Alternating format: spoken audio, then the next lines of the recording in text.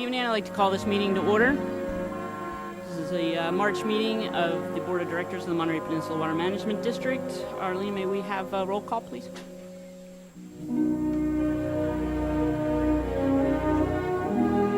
Here. Here. Here.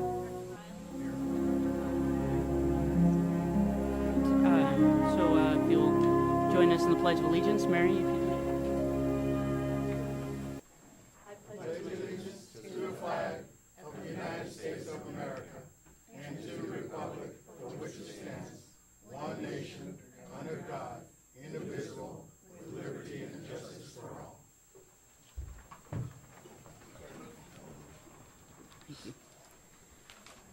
Okay, are there any additions or corrections to the agenda? No, they're not. Great. All right, so we'll move on. We'll move on to oral communications. Before we begin oral communications, I'd like to make a statement here. I'd like to say that we have a lot of items on our agenda this evening. So if you've already expressed a point to this board, or if someone else has expressed it for you, please don't feel obligated to get up and use your 3 minutes. So I would also like to remind you that this is a policy-making board. We are here to hear your input on policy decisions. Insulting or attacking any of the board members, any of the staff, or frankly anyone at all is not acceptable. Attempting to hide an insult in sarcasm or snark is not cute. It's also not acceptable. So if you have that in your 3 minutes, don't. So that being said, if anybody's brave enough, I'd like to open oral communications. I was going to take, my name is Chuck Check. I'm a resident of Monterey. Hello, everybody. Hello, the mayor and board members. I have a write-up here that I was going to read, and I've decided that for the sake of expediency, I'm not going to bother. You each have a copy of it. I'll give it to them after the meeting. She'll give it to you after the meeting. It concerns how California American Water Company determines the amount of water that they're going to have to deliver in any given year, and how they came up with that formula. And if you would be good enough to just read it, I'm not going to waste your time going over this word by word. Next. Thank you, Mr. Check. Thanks,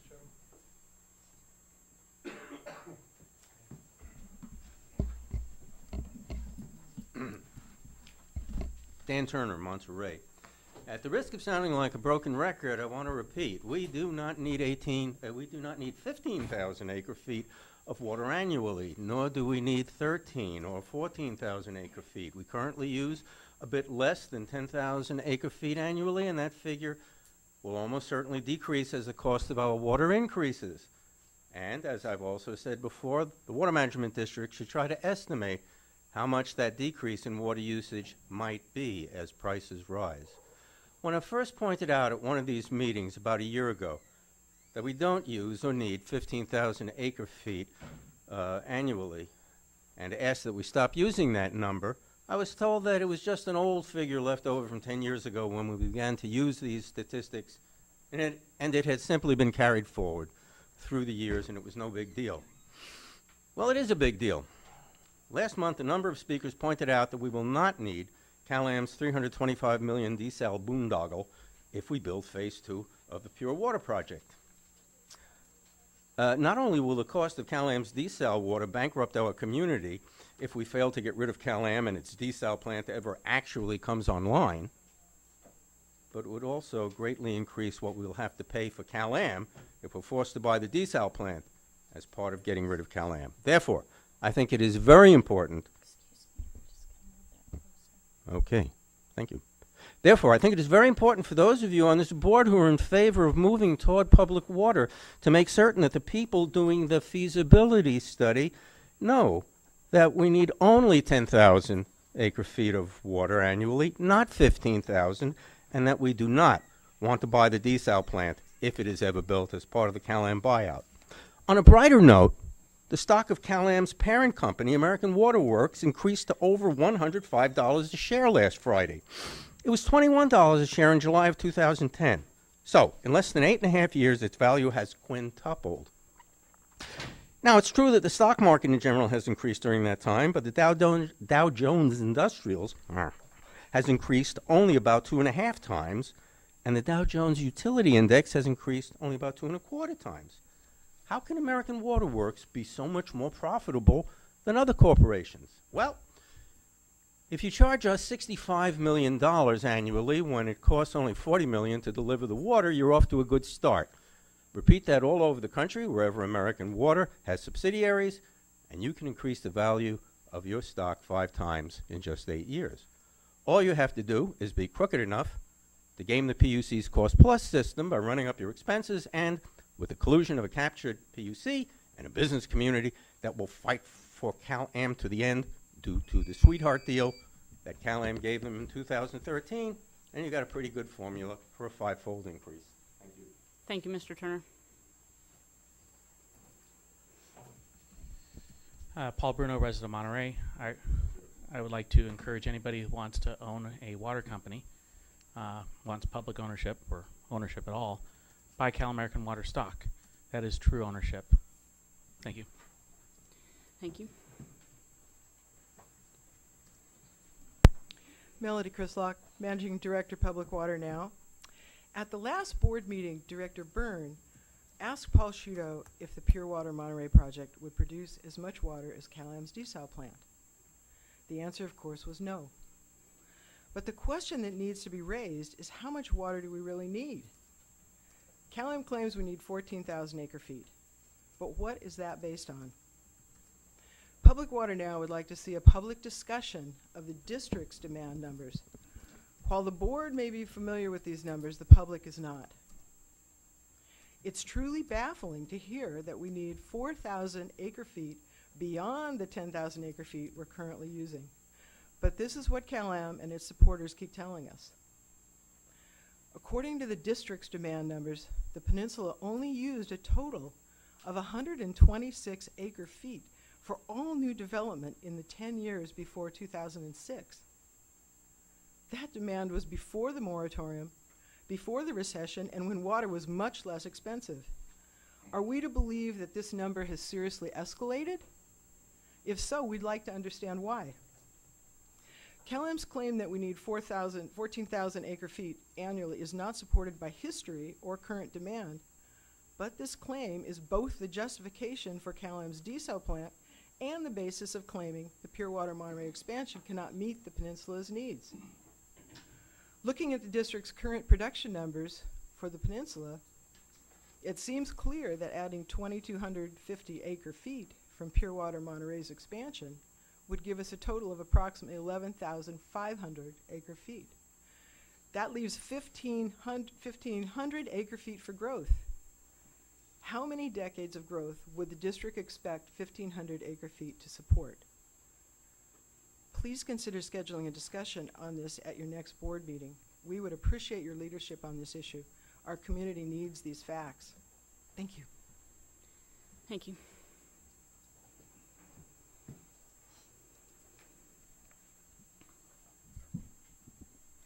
Doug Wilhelm, Carmel, Public Water Now. The worst thing that can happen to the local water users is that rates could double or triple as a result of an unnecessary desal plant. The worst thing that could happen to the water district is that a mothballed desal plant. That's what happened in Santa Barbara, Australia, and elsewhere.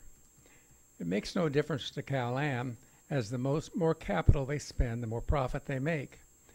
And if or when they are forced to sell under eminent domain, you can bet the price will be in the selling price. The most recent Cal-Am water usage estimate, prepared in 2012, is clearly outdated. The district needs to undertake its own estimate. What makes it outdated? Residence usage is down from the base period, unlike Cal-Am's projection. Lots of record will use less water per lot due to reduction in per capita water usage statewide. The tourist bounce back has either occurred or it will not occur. Pebble Beach will need less water now due to their changes. Finally, as my undergraduate degree is in economics, I would be remiss if I didn't point out that water consumption will decline as with higher prices. It's fundamental. As my professor said, prices of anything goes up. When prices of anything goes up, volume goes down, except perhaps for diamonds. Unfortunately, Cal-Am has not considered this in their volume analysis, nor do they have any experience with such a large increase. Thank you. Thank you, Mr. Wilhelm.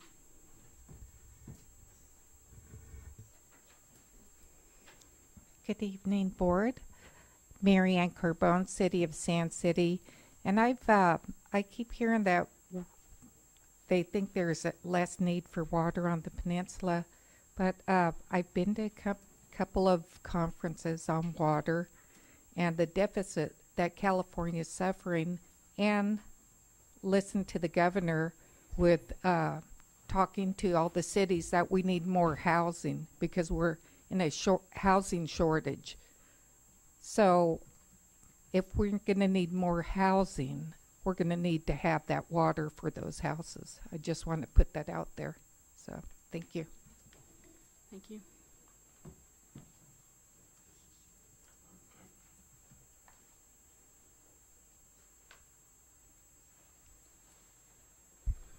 Michael Baer, Carmel Valley. At the last meeting, Mr. Stolt mentioned about the Monterey pipeline not performing as well as had been anticipated in terms of its ability to deliver ASR water. And I've come to find out that it's underperforming last year. And I understand it's a new pipe, and there's bugs and things to work out, and I certainly hope that they are worked out and we do get a better performing $50 million pipeline.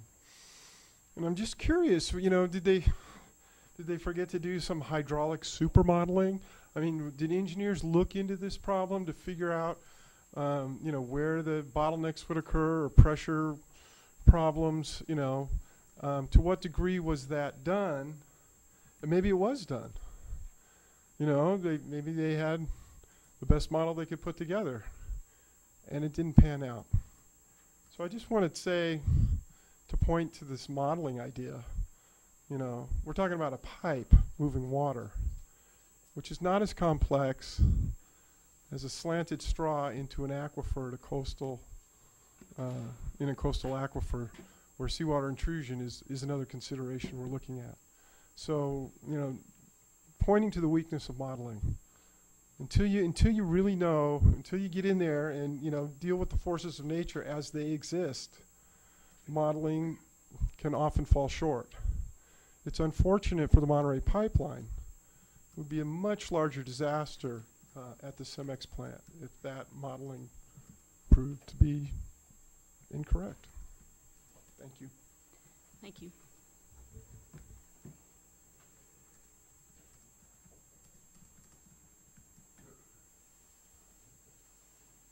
If there's anyone else from the front that wants to come in for oral communications, please do so. Okay, then we're going to close oral communications and move on to the consent calendar. Do any of the directors wish to pull any item for further discussion? All right, I will reopen.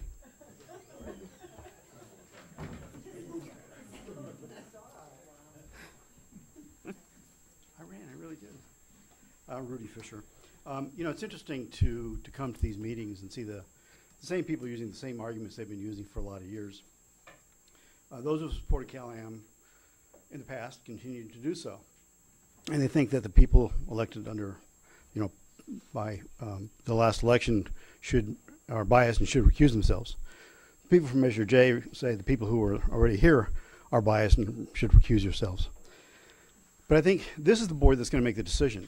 I think everybody has to get used to that. I know I'm very comfortable with the people that I see here who are going to make that decision. But I think there's some things we need to do to frame the discussion of what feasibility means. And 2 years ago, when I was board chair for Monterey One Water, we approved starting the project now called Pure Water Monterey. That's going to produce 3,500 acre-feet of water later on this year. And it's very easy to expand it to the 5,700 or potentially a little bit more. Additionally, both Senate Majority Leader Bob Hertzberg and Senator Scott Wiener have introduced legislation trying to minimize the amount of water, or wastewater, treated wastewater that goes to the ocean. Well, the Pure Water Monterey does that and provides us with the water that we need. So CalAm and the business community want the larger amount of water, the 5,000 acre-feet of water per year.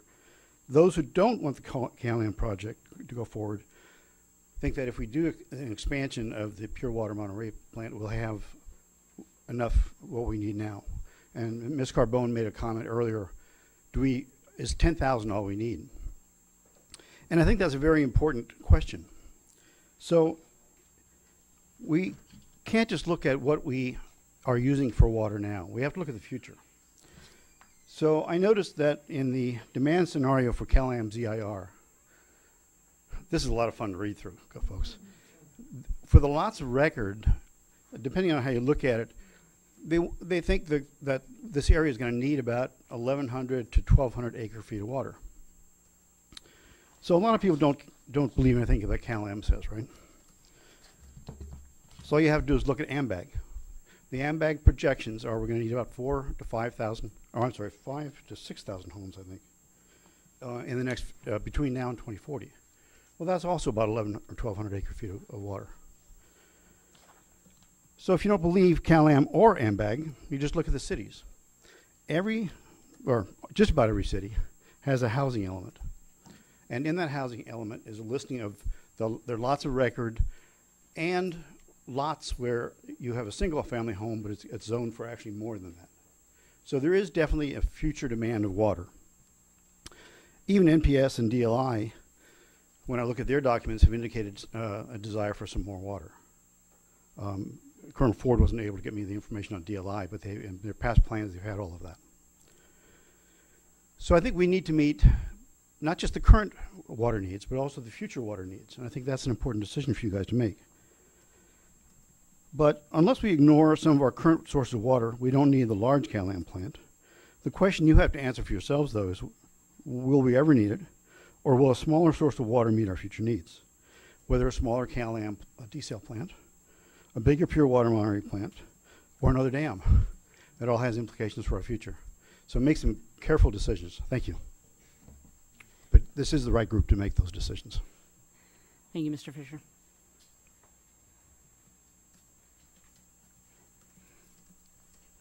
Hello, my name is Anna Thompson. I live in Carmel. And I wanted to just point out a few things. I checked to see what other water districts have done to provide enough water for future and present and future with a continuous supply of new water.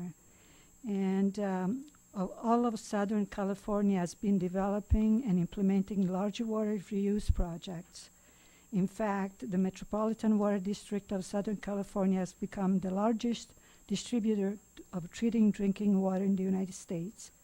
In their mission statement, they explain this works because it uses region's largest untapped source of treated wastewater, otherwise sent to the ocean, produces a drought-proof source of water, readily available, rain or shine, prepares the Southland in the event of a catastrophic earthquake by increasing local water supplies, replenishes groundwater basins, helps meet needs of regions' growing economy and population at a cost comparable to other local water resources. It helps ensure regional water reliability through diversifying sources in addition to conservation, water banking, and imported water. A few years ago, the Irvine Ranch Water District considered using desalinated ocean water from a proposed desal plant. As a result, their policy position on desalination projects states that without outside subsidies, ocean desalination is generally not cost-effective. There are much less expensive water supply options available, including water banking and recycling, which are exactly the options that they adopted. My position is, because water is too valuable to just use once and then dump it into the ocean, I highly recommend to expand the expansion of Pure Water Monterey to its maximum capacity. It costs a fraction of Callahan proposed desal plant, and the right thing to do to protect Marina's water basin and the coastal environment. Let's also remember that every bucket of recycled water is one less bucket of water discharged into the ocean. It's a savings that we cannot afford to lose. So I appreciate if you all consider to use other options rather than the most expensive and most problematic option, which is the Callahan desal plant. Thank you very much for your attention. Thank you. And with that, we will close public comment. I'd like to remind folks in the other room, if you do plan on speaking, please come in well before the last minute. Moving on to the consent calendar, would any of the directors like to pull any item for further discussion? Move approval. Second. We have a motion from Director Byrne, a second from Director Edwards. All those in favor? Aye. Aye. Any opposed? No. Motion carries unanimously. Move on to the General Manager's report. Thank you, Madam Chair. Recognizing the length of the agenda, I've tried to tighten some of these up. This is the compliance reporting. What I'd like to highlight on the Carmel River Basin is that actual is below target by 274 acre-feet. To date, through this report, there were 576 acre-feet of withdrawals for injection in ASR, Aquifer Storage and Recovery, versus 0 to this point in time last year. So the difference between this year and last year has to be considered with that almost 600 acre-feet difference. Going all the way to the right-hand column, you can see that the actual is below target, which is a good thing, but also that the difference between actual this year and actual last year is 365 acre-feet, and as I mentioned, the numbers include 576 to Aquifer Storage and Recovery. So we're actually below where we would have been last year in demand, and we'll take a look at that in a chart in a little bit. On the 3 water rights areas, I just want to highlight that the Table 13 number is very high, and that's a direct byproduct of the rains. So when you have additional flows in the river, then the interruptible water right, called Table 13 water right, that Callahan perfected in roughly 2013, 2012, kicks in. On that previous chart, we lump all of the Carmel extractions into the same Carmel River, so it was kind of embedded in that number. And then Sand City desal, until they get the new source well locations hammered out and paid for, is continuing to underperform relative to target. Moving to production for customer service, this is again our proxy for consumer demand. The important thing here is year to date, we're about 249 below last year. So recall last year we had a little bit of concern about an uptick in demand. We had several reasons for that. We've now made it through really all the holiday season, and we're still below where we were last year. So kind of, in effect, mirroring what has been going on the last 3 or 4 years in total customer demand. And then at the bottom, the 12-month rolling average or moving average of production remains below the Rule 160 production limit, showing that we still have a buffer against any rationing triggers. On the rainfall total, we had to change the scale on the right-hand side from last month because February was extraordinary. We had 11.85 inches in February, bringing us to over 25 inches year to date, or 162% of the long-term average. And in March to date, we've had another 2.3 inches. So we're already at a total year to date of 131% of an annual long-term average. So we've already exceeded the typical, and that would be identified as a wet year our average is about 21.1, and this is the gauge data near San Clemente Dam. You can see the red line is cumulative, and it's gone up over 25. So if you drew a line right about where 21 is, 21's an annual average. On unimpaired stream flow, again, the scale had to be changed because of February. Slightly over 93,000 acre feet year to date is 261% of long-term average. And it's 140% of an annual total long-term average. The interesting thing is right now it would only qualify as above normal, so it's not quite to the wet year level, but it's very likely to achieve that in short order. And there was a question raised about ASR. Some of you who were in a committee meeting asked a question. I know I emailed you, but the full board does not have the advantage of knowing. I think I may have said some startup issues. All those issues have been resolved. The primary issue right now is a lack of capacity, well capacity, production capacity at the Carmel River due to a couple of outages, and the conditions of the wells in 2017 have been recently rehabbed, and so they've had 2 more years of use and decline, and so it's been a production capacity constraint primarily in the recent weeks. I did see that Mr. Cook is here from Cal-Am. He's nodding, so I think we're close in agreement, but if necessary, he can answer. We are at about 770 acre feet of total injection, the top of the blue line, and we're averaging about 11 to 12 acre feet per day, which is below where we would like to be, honestly. We did I think it was a production test with about 6,000 gallons per minute, which actually exceeds the 5,500 that we had kind of built the whole template on. And we proved that we could do that. And you can see a couple of spiky levels right around the,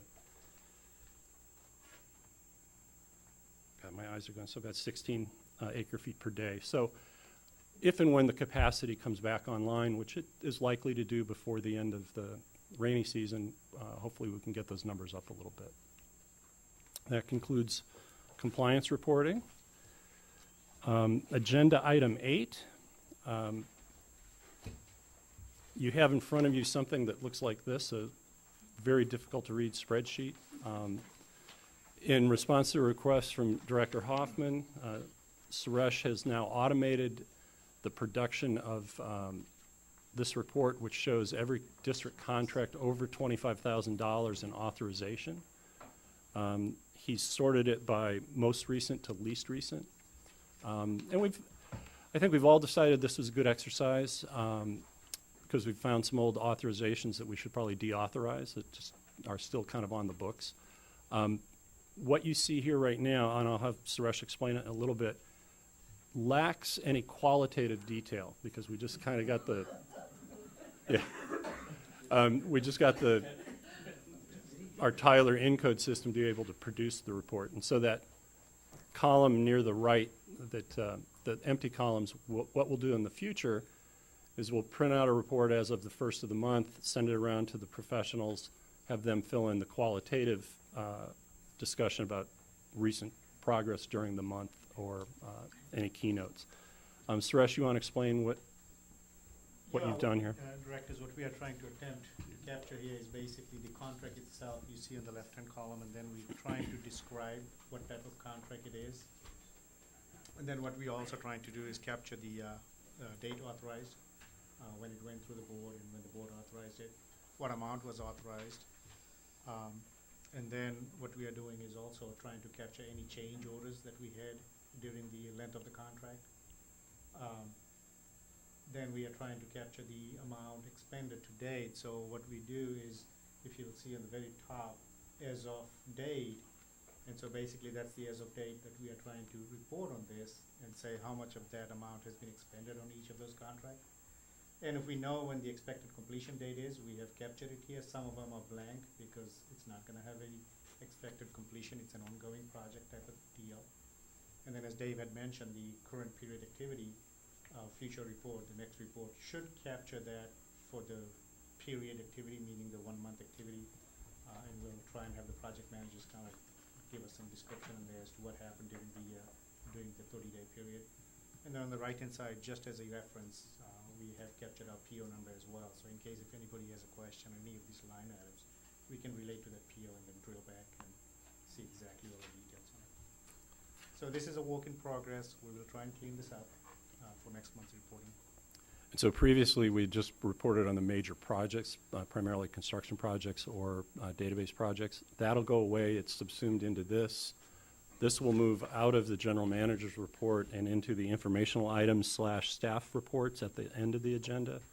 But any of you that see something in there that piques your curiosity, you can just have it addressed before we close the meeting. So, okay. Moving on to item 9. This is where I've tried to tighten it up a little bit from some of the previous discussion.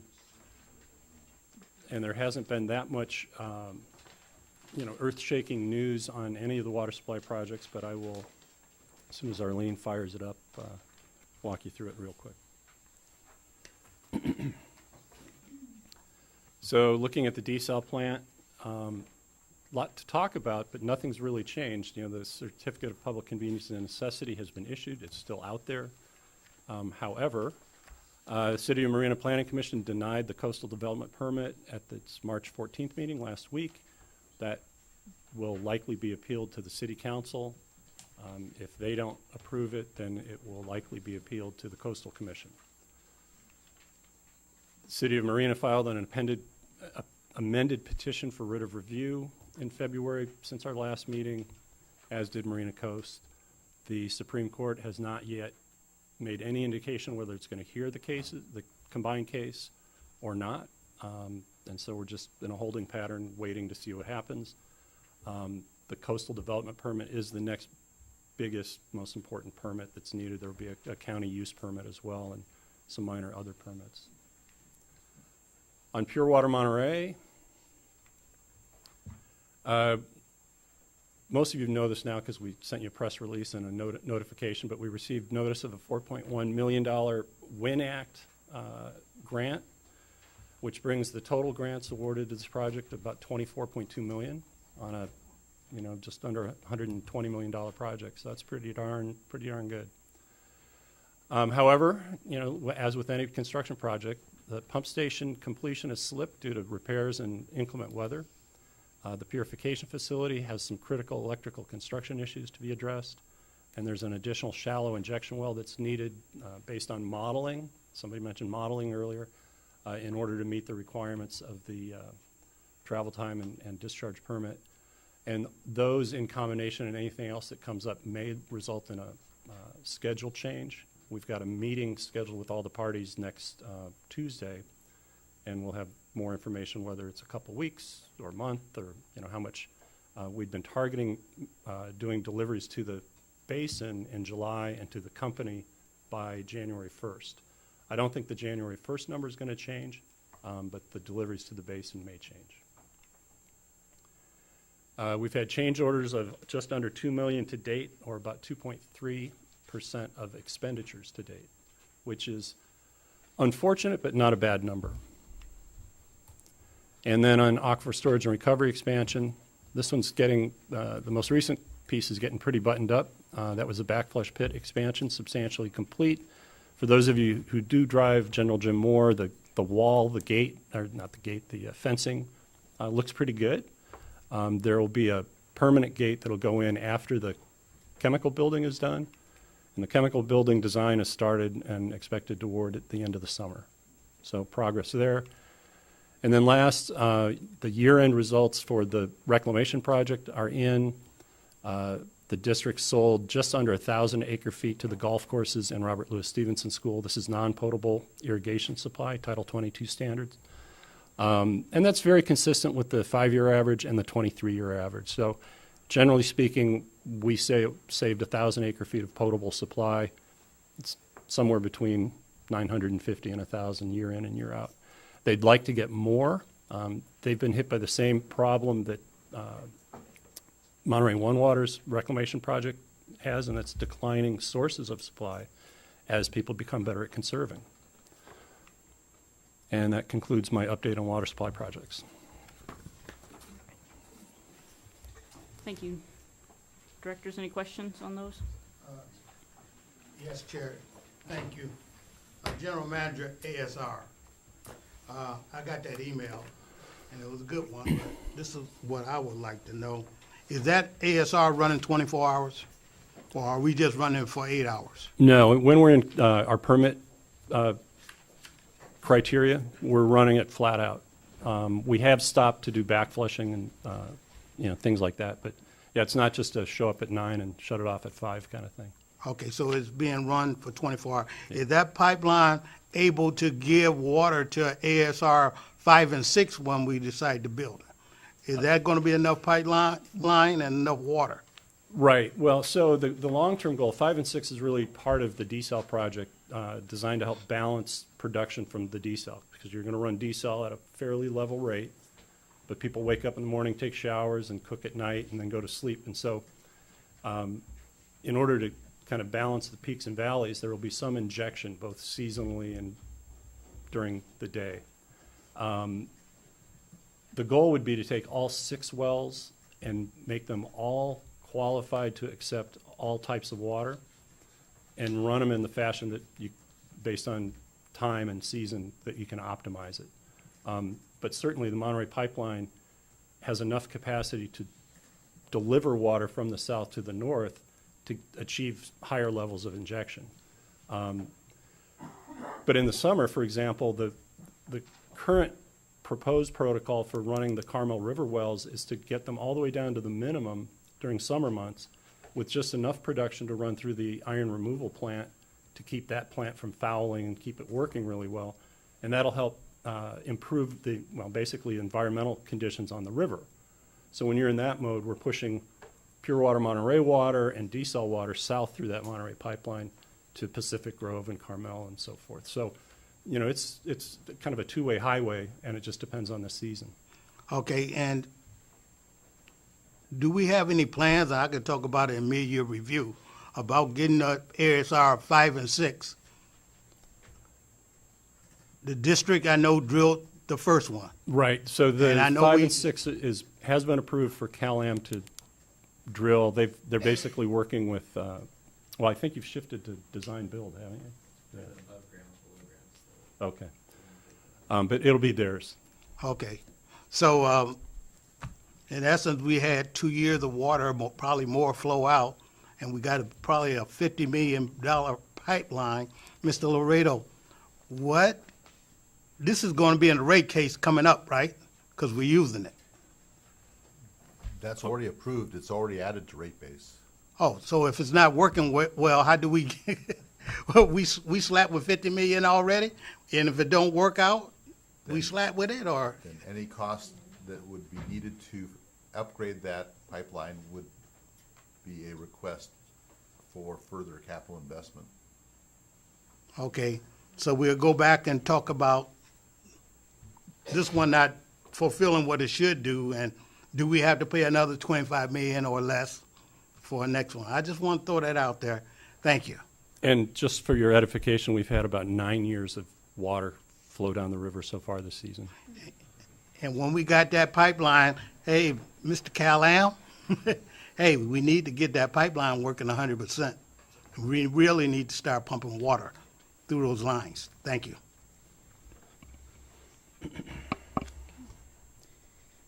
All right, move on to number 10, director's reports on any trips, conferences, attendance, meetings. The front end, just so why we're here, things like this. So although it was not on behalf of water, I did go to Washington 2 weeks ago and then Sacramento last week.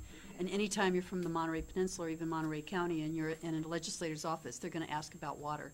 So the subject came up, but there wasn't anything very specific that I need to report. Just wanted to let you know. I do want to report that somehow that when the water board's directors go back, we don't get as good a press in the paper with photos and everything. I know. We'll have to change that for next year. Right. Director Edwards? Thank you. I visited the Carmel River Advisory Group last month on February 28th. They had their meeting. I want to thank them for doing a great job out there. As a matter of fact, I learned that Larry Hampson is retiring. So that was a little shocker to me to find out there, but he's going to retire. But his personnel did Larry Hampson, Thomas Christian, Kevin Euchart, and Daniel Atkins did a great job for filling me. Director Rowley was out there too. So I enjoyed it, and I'll probably pop in there every now and then, but they did a good job out there, I just want to tell. And I appreciate the committee out there for the work they do. Thank you. Thank you. So it's a good thing that this board has control over whether Larry retires or not, right? Oh, boy. That's what you think. All right, move on to we'll start our public hearings. Moving on to number 11, consider application for variance from separate water meter requirement for 40-unit senior housing project. Madam Chair, my understanding is Stephanie is going to be making the presentation, but I've been asked to frame the purpose for this variance prior to that presentation. Okay, great. What the focus here is District Rule 23A1I, and that's set forth in your board packet at page 95. And under that, the general manager has the authority to allow sub-metering for dwelling units such as this when separate metering is not feasible. But the general manager's authority is limited under that rule because the approval has to be conditioned upon requiring Cal-Am water meters to be swapped in for the sub-metering within 90 days of the conclusion of a moratorium, of the connection moratorium.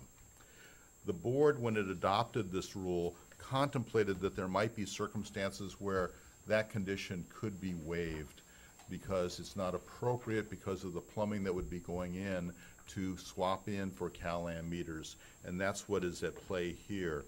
Rule 23A1I does allow the board to grant a variance if there's unusual, uncommon, peculiar, unique, or rare situations such as this, and the condition would be waived for swapping out for the Cal-Am meter,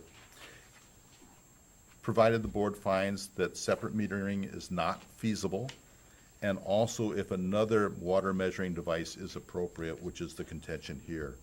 There are draft findings prepared in your agenda report at page 97 that would justify that action. The focus here is, should the condition that requires the swap out to occur after the meter moratorium is lifted, should that be granted? Stephanie?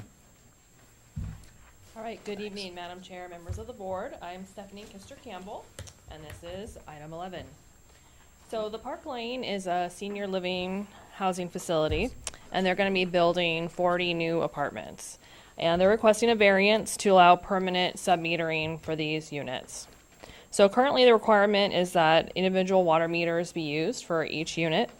Due to the cease and desist order, if they're using on-site credit, they can use sub-metering, but this is just a temporary solution until the moratorium is lifted, at which point they would need to set permanent Cal-Am meters.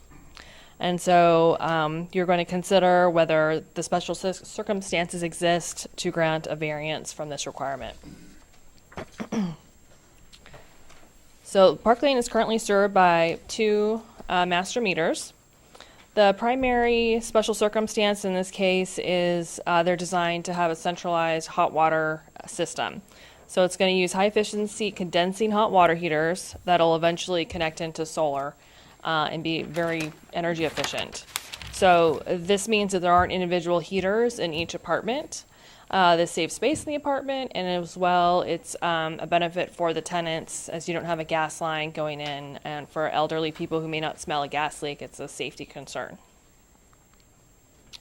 Further, the Park Lane pays for 100% of the utilities for their tenants. So the meters, they could do inline meters that would be readable by the tenants themselves.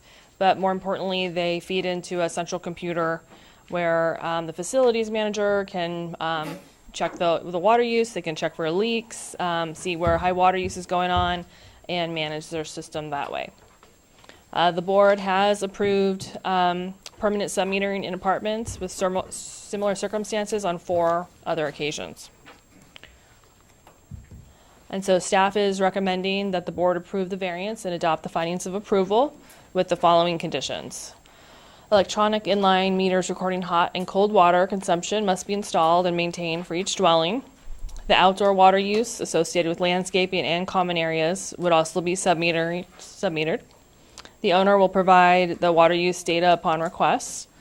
And finally, these conditions are only valid for 1 year, and they must obtain their building permits within that time.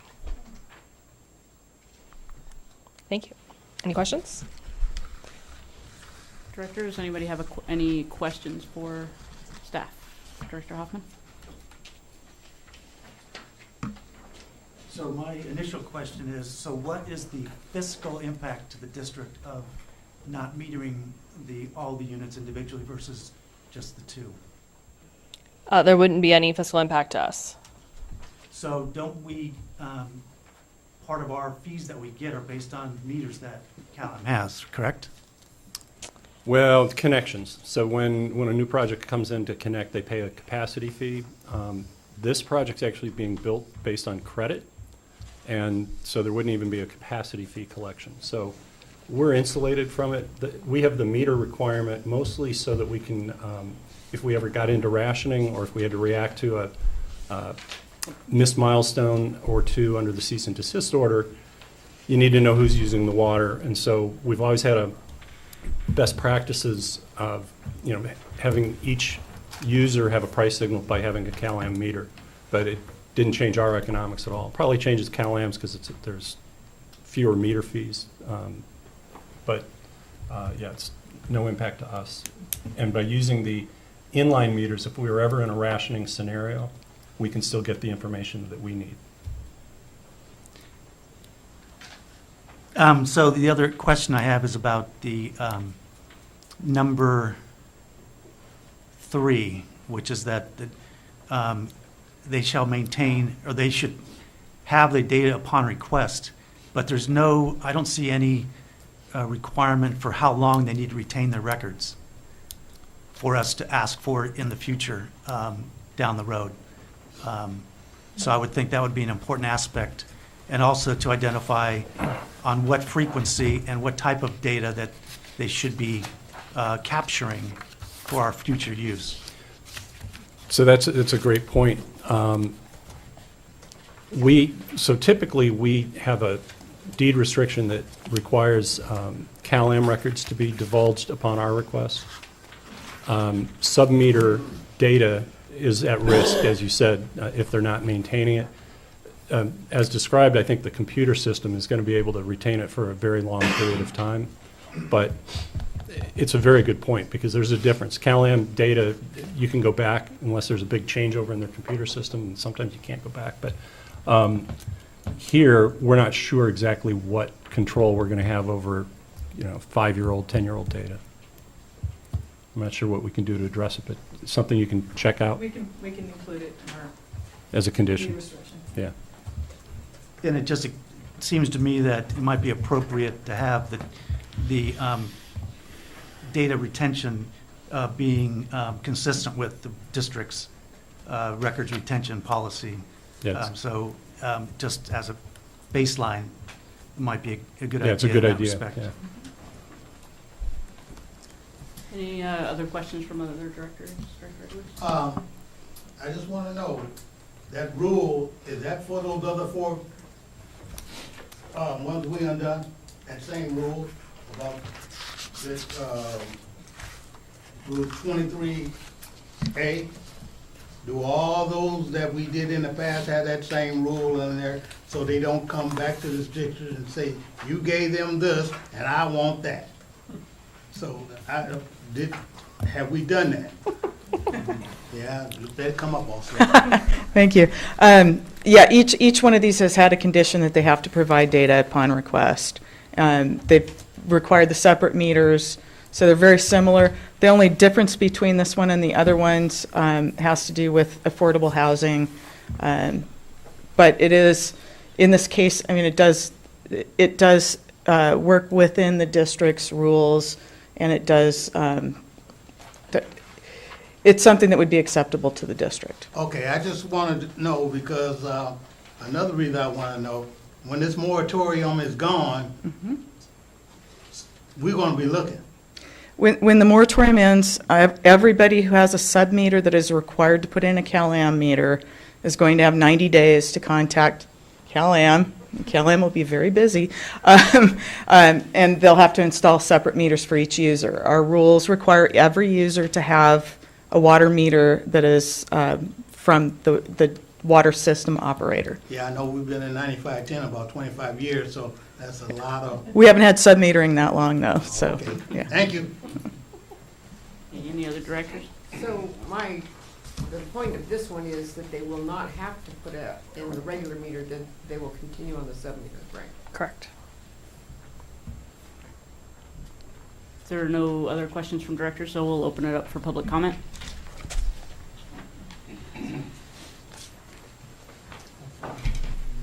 I wasn't going to speak, but when I was working on Measure J election... Could you please state your name? Oh, my name is Susan Schiavone from Seaside. I'm sorry. When I worked on the Measure J campaign, one of the places that I was campaigning in was a a mobile home park in Seaside. And one of the problems that the owner said that presented to them as they were living there is that because they were billed as a mobile home park, it was one bill that came in, and none of the people there, even though they're low income, qualified for low income rates because of the billing setup. So I just thought I'd toss that out there. I don't know that it would affect Glenwood Circle, but I know that they're having the utility paid by the company. So I just thought I'd toss that out as a consideration. Thank you. Anyone else? Hello, my name is Doug Roberts. I'm the architect for the project at the Park Lane. I just wanted to make a couple of comments. I wanted to reiterate that the Park Lane does include the water costs as part of the rent, and so being able to keep that as part of the whole system and how they do things would work out very well. The Park Lane wants to be able to easily monitor the water usage. It's a benefit to them over time, and so these sub-meters work out to their benefit also, and so they have incentive to be able to offer that data to the district as necessary. Also, and then lastly, we fully agree with the staff findings, particularly about how it supports the district's goal to make water users accountable for their own water usage. If you have any questions, I also have Bill Estes from Axiom Engineers here, who is the primary engineer who knows all the technical details of the system. Okay. Thank you, Mr. Robert. Thank you. I have a question as an architect. Oh. I can wait till later. No. Okay. Mr. Question, Robert, architect? would you return? I'm sorry. I have a simple question. One of the expectations here is that you will be able to complete the full permitting within a year. Does that fit your schedule? On the face of it, yes. Where we've already made it our initial submittal to plan check, but we've been running into hitches in the planning department. We just recently got our planning commission approval after having submitted in fall of 2017. So, there have been a few things that have been happening that have been causing certain delays in the project, and with the building department, they would actually allow us to have up to 2 years to pull the permit from when we submit for plan check, as long as we're making progress. It would be nice if this allowed a little bit lengthier time frame, but a year is feasible if there's no way to extend that. Thank you for asking. Thank you. Good evening, Judy Lehman. Just a couple of questions as a public hearing and part of the public. If you could explain the sub-meters that will be used during the cease and desist that must be replaced by the CalAm meters. I got the sense that it was also sub-meters for the CalAm replacement. Is there going to be an additional cost that CalAm will have that they will pass on to the ratepayers based on that? And then the other one that you said, and I'd like a little more explanation, is there is not going to be any cost of water because they're using water credits. And can you explain if that water credit is coming from on-site property or transferred from another location? Thank you very much. Yep. We'll let Stephanie answer the second one. You want to answer the first one too? So, former Director Lehman, in this particular case, the request is to waive the substitution of CalAm meters at the time that the cease and desist order is lifted, so that they can do a design that has kind of community hot water rather than individually built hot water. So normally, let's give you an example, the Chibo building where the restaurant is in downtown Monterey.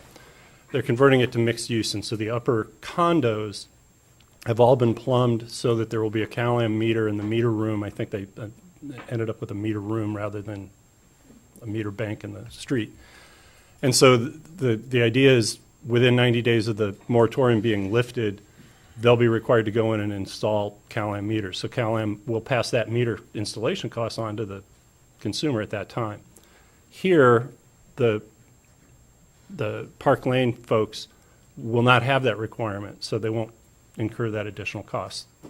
That's what we're trying to do with this variance. And the second part.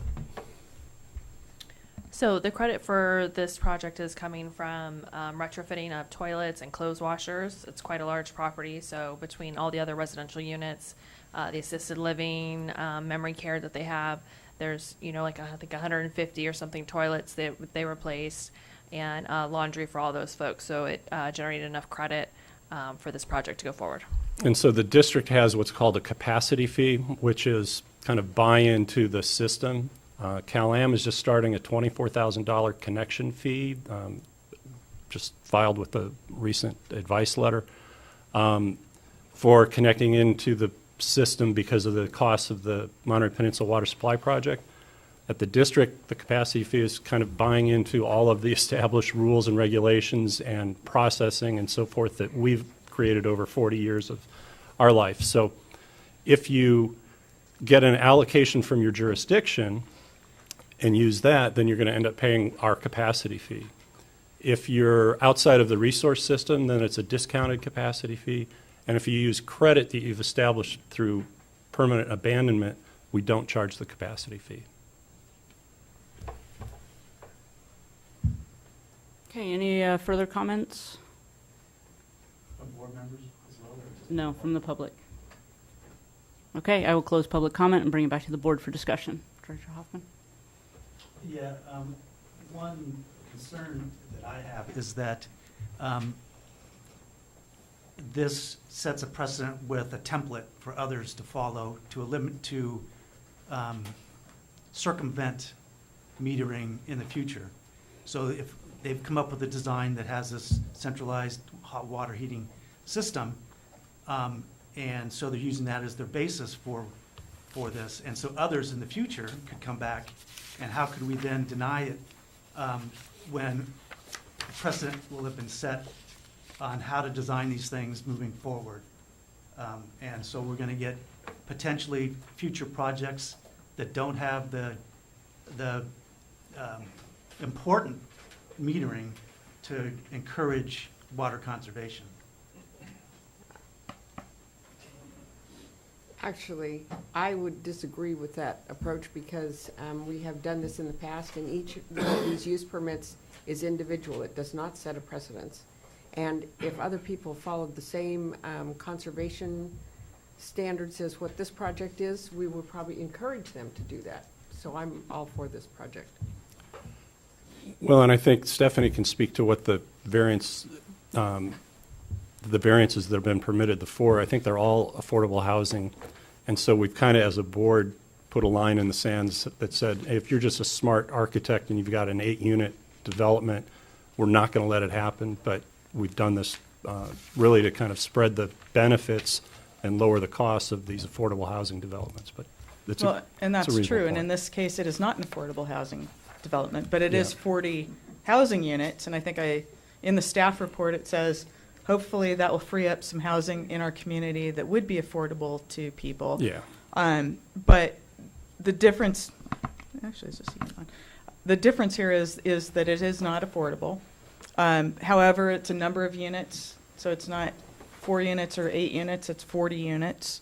The other ones have been senior housing and they've been affordable. So It also meets health and safety standards as far as senior group that you do not want to have. exactly, and that I think gas that's appliances. that's a key thing in this case, and that's one of the reasons we said that was a special circumstance. It is senior housing, so it may not be affordable housing, but it is senior housing, so it's limited, it's restricted, and they are metered, so the individual tenants will have access to their water use. If the Park Lane finds that somebody's using excessive amounts of water, they would contact that person. Since they're paying the bill, it's a little different than a regular apartment unit where we would have the tenants paying their own bills. So, But it's a reasonable caution to, Sure. the slippery slope problem, yeah. although we have not had that many large complexes come through us, and I mean, literally, we've had those 4 come through. There aren't that many large housing complexes that come through the district. Yeah. I'd like to move approval, including the findings as presented. I'll second it. Just quickly on the second. I'm going to support this, but I hear Director Hoffman, what he's saying. I hope this does not set a precedent. I hope we're looking at these case by case. And I hope we're not using, it's affordable and it's for seniors, and you go over there and find out it's everybody. So I hope you are looking at these very careful. So I approve this one. So, Madam Chair, I'm just wondering if that motion also includes Director Hoffman's concern about the records retention information, where it's upon the district's request. I think you asked that it be more on a regular basis, consistent with our existing policy on record retention. Yeah, Right, I would include that. I would also include that it should be a minimum of 2-year with a possible extension if the permits aren't. So under possible language, that's number 4. This variance is time limited to 1 year from the date of approval. Within the year, the applicant shall obtain water and building permits, or the approval, and the language now is shall expire. I would suggest it, or be considered for an extension if the delay is not the result of circumstances beyond his control. In other words, if something comes up that delays it indefinitely, it's not your fault, and you can verify that it's a process. And I can tell you, I haven't been in government for a while, the process can be the enemy. Right, and that's fine with the motion. It's fine with the second as well. Okay. Okay, so to recap. So to recap, go ahead. So Director Byrne is it technically that she's amended her motion to reflect that it would include the records retention and a possible extension to the permitting should there be circumstances beyond control? Is that accurate? Yes. Yes. Beyond the control of the applicant, yes, thank you. Yes, okay, good, and the second still stands. All those in favor? Aye. Any opposed? Motion carries unanimously. Oh, I'm sorry, one more time. Motion carries 6-1. You almost made me change my mind. Putting all that in there. Okay, I'd like to move on to number 12. Consider adoption of mid-year fiscal year 2018-19 budget amendment. Good evening, Chair, members of the board. And could we have a little more heat? I think Stephanie went out to adjust.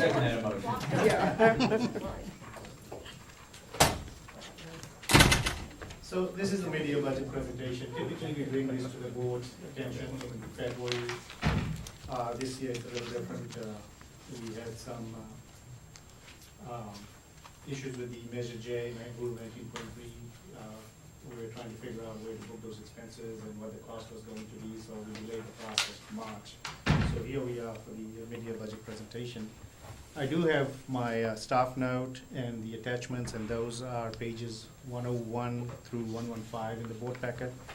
And the staff observation on each of those budget changes are kind of like explained in detail in the background section of the staff note. So I'll go through, I'll make this short in the interest of time and fully loaded agenda. This is where we started the year with the original budget for the revenue summary. You'll see it was $15.9 million, and the revenue's kind of like broken out in those pie charts. We balanced the budget with the $15.9 million in expenditures, and so basically this is, again, I'm just showing what the original budget of revenue and what the expenditures were. Looking at the 8 months year-to-date actual revenues and expenses, you'll see the green line is the revenue budget for the original budget at $15.9 million, and through the 8 months we've collected about 48% of the revenue, or $7.6 million. Again, on the expenditure side, you'll see that we've expended about 43% of the total budget. So we looked at our revenues and expenses for the whole year, and we basically figured out what adjustment needed to be made. And so that's what I'm going to go through this next series of slides, which are actually now diving into the adjustments. So on the revenue side, the original budget was $15.9 million, as depicted on the previous slide.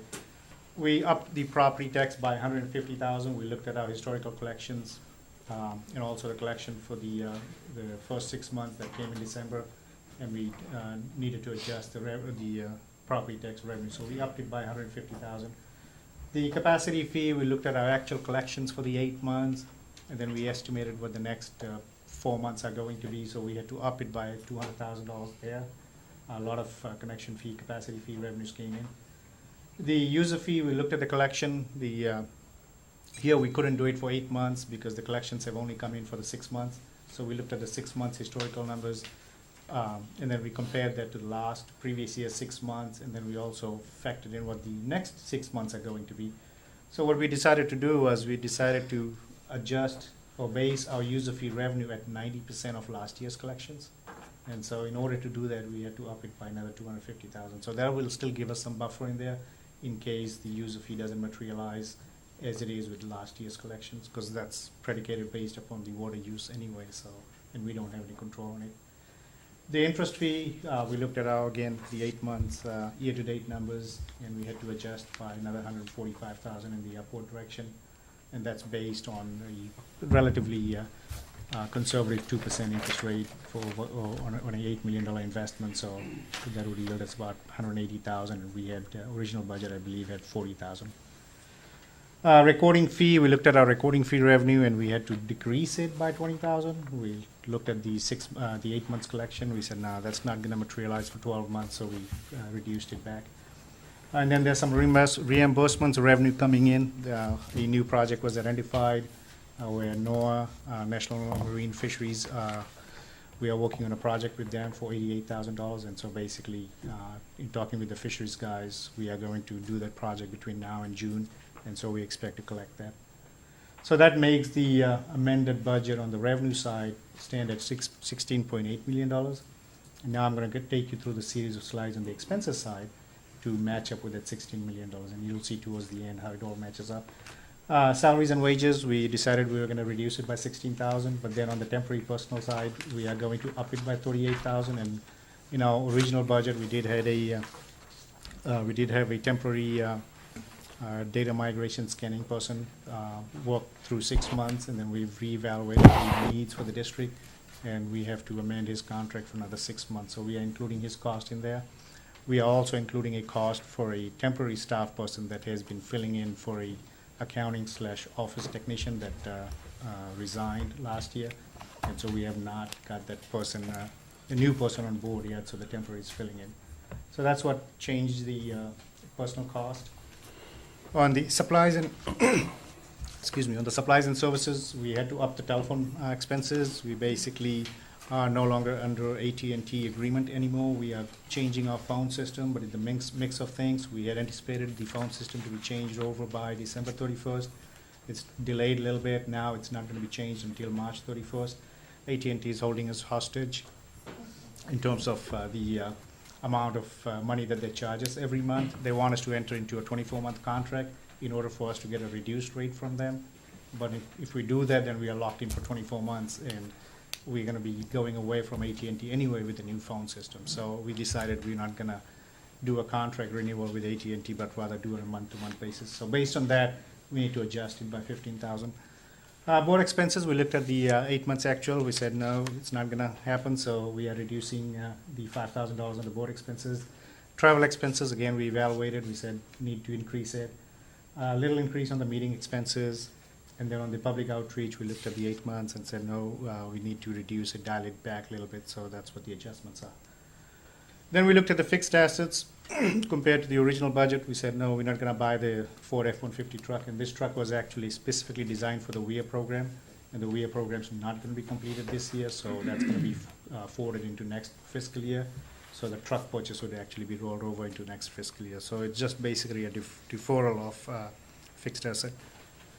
Then the big animal is the project expenses, and there's a lot of changes in here. You'll see the pure water Monterey project, and we deferred about $500,000 of the expenses from this fiscal year to next fiscal year. The total original budget entailed $800,000, but we are going to hold back $300,000 because we feel we're going to need that, and there's an agenda item later on tonight to address that.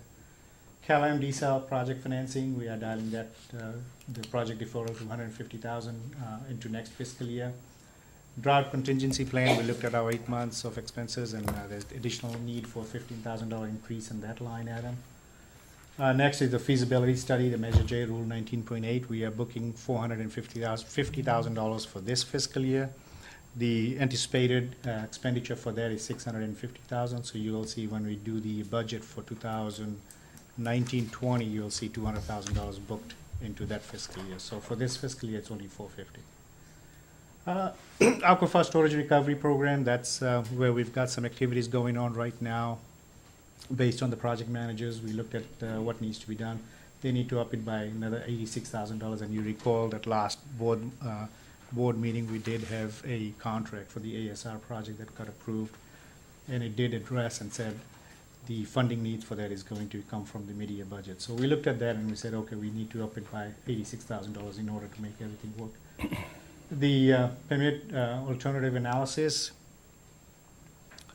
that actually should have a parenthesis. It's actually negative $130,000. That's deferred into next fiscal year. My total's not going to change. Total's basically calculated. So that's a negative $130,000. I just forgot to put the parenthesis. Fisheries program. This is the one I was just talking a few minutes earlier about the reimbursement program. I said $88,000 is coming as reimbursement. This is where the expenses for that program is. Los Padres alternative analysis. We are deferring $200,000 into next fiscal year. And then same thing with the operations model. We are deferring another $50,000 into next fiscal year. Going into the next page. Local water projects deferred $190,000 into next fiscal year. It's not going to all materialize this fiscal year. Monterey water pipeline, MMRP compliance. That's again talking with the project managers. We have to defer it to next fiscal year. Riparian erosion programs. They went through their list and they had some savings in there. San Carlos restoration project. That actually is a savings. We had budgeted about $800,000. The actual cost came in at about $580,000, so we actually are saving $220,000 on that project. And then there's an additional $100,000 needed for the Prop 1 coordination, so we're booking in there. And then conservation programs, we are reducing it by $50,000. We looked at all the programs and we decided we were going to need to reduce it by $50,000. So this is what the expenditure summary comes out to, $15.9 million was the original budget. We are increasing the personal budget by $22,000.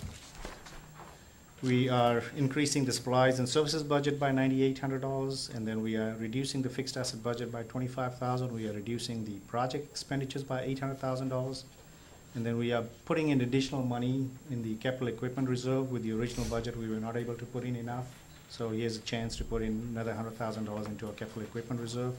That leaves us with a excess revenue over expenditures of $1.5 million, so that goes into the general fund reserve of $1.5 million. So you'll see the amended budget number $16.8 million.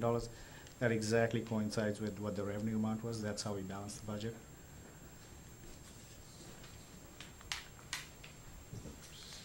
So next slide, this is the reserve analysis, and you'll see we had projected our reserve balance to close the year June 30th, 2018 with $8.5 million.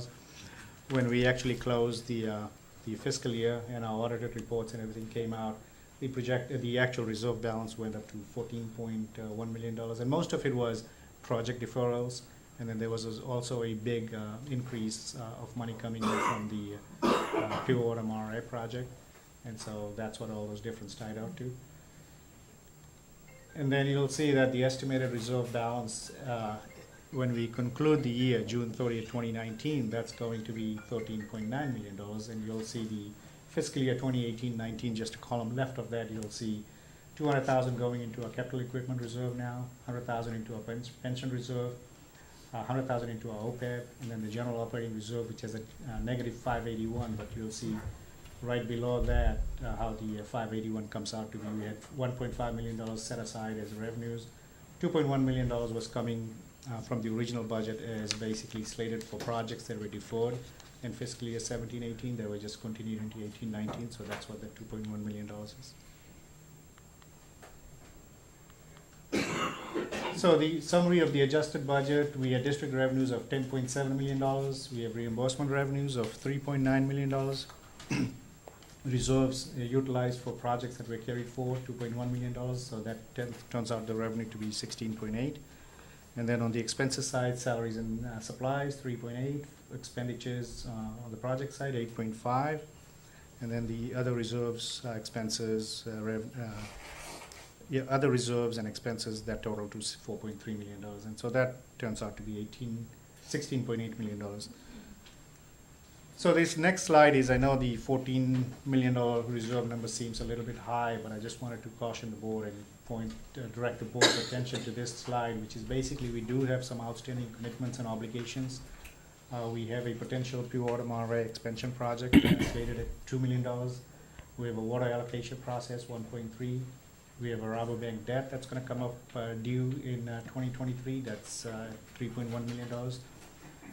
When the Pure Water Monterey project goes online, starts up, we will have to bank some water as reserves, and so we will need that money because the water is actually going to be in the aquifer but not sold to CalAm or the company, so we need to hold on to that. And then we've got pension obligation through June 30th, 2018 at $5.2 million and OPEB obligation at 4.1. So all in all, the total is $18.8 million. Now, some of these numbers are not going to materialize, maybe like the water allocation process. You want to talk about that a little bit? No, I think they're all, you're not going to completely fund your pension and OPEB obligations in one fell swoop. If we still have these reserves in place when the Rabobank debt is due, then we've defeased it, so to speak. The water allocation process, once a bulldozer turns earth and we know that there's a project, then we'll start the process, but we're still in discussion of how detailed an environmental document's needed to do that. So there are different avenues that can save a lot of money. So we'll be looking at all of those, and we've got a note on Pure Water Monterey expansion for you to consider tonight, so that could go away as well. So that concludes my presentation, and then I'll be able to take questions. Okay. Any directors have any questions? Go ahead. I've lost track of what the Prop 1 consolidation, was it coordination? Coordination. Yes. Could you explain that, please? Yeah, so that's the implementation grant. There are five projects. Oh, there's Larry.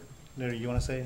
Four projects slated for the for this round of Prop 1 financing, and so we are going to need more money to do the application for those projects.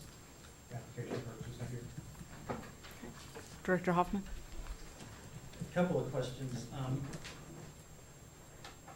It's noted that the capital reserve is being increased by 100,000. Mm-hmm. Has the district completed a capital reserve analysis to identify long-term what the needs are? Or is this just a, so what's the basis for the 100,000 increase? So there isn't a formal study. What we do have, though, is in the original budget, you'll see, and even in the mid-year budget is a detailed section. You'll see all of our capital assets listed on there, and then we have kind of like a life expectancy for those capital assets and when those capital assets would need to be replaced. So based on that, the assessment is basically how much do you collect each year, each fiscal year, in order to be able to replenish the capital equipment reserve fund and buy those capital assets when they come due. And so that information is available? Correct. So the 100,000 and the 200,000 for the year, how does that fit into that overall plan? So the original budget anticipated that we set aside about $190,000 for capital equipment reserve, but since we didn't have enough money to set aside $190,000, we only set aside $100,000. But now, since the mid-year budget created more surplus, so we said we'll fund the other $90,000 as well, which is rounded up to $100,000. So that's what the basis was. Okay, so the original, so you have done an analysis of the reserve, capital reserve requirements. Correct. It's a staff analysis. Right, and the basis is basically you've identified, as I understand it now, 190,000 is what the district should be setting aside every year. For this fiscal year, yes. Well, shouldn't it be consistent year over year? Well, because some of those fixed assets, for example, and some of those capital assets are like vehicles. I mean, if they, you know, like a 10-year life cycle on a vehicle. So when you buy that vehicle, then basically your reserve accrual for those vehicles go down. And so basically your number does change year to year.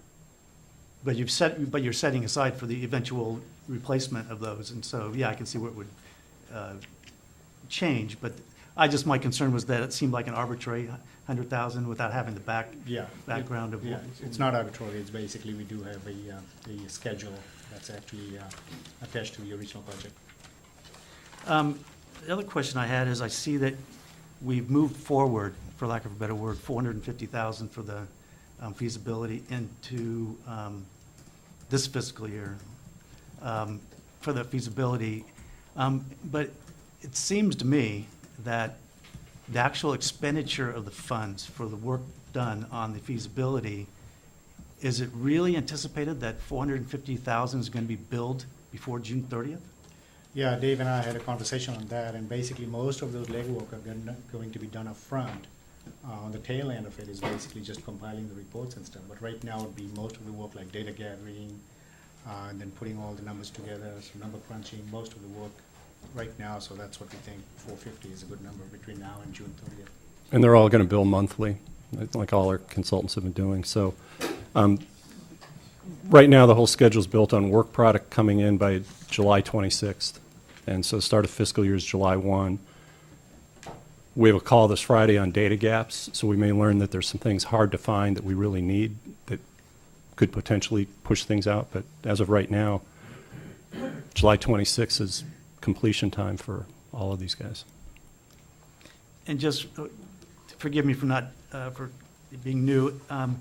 If you could provide a little bit of an explanation of what the Cal-Am desal project financing cost is about. I'll defer that to.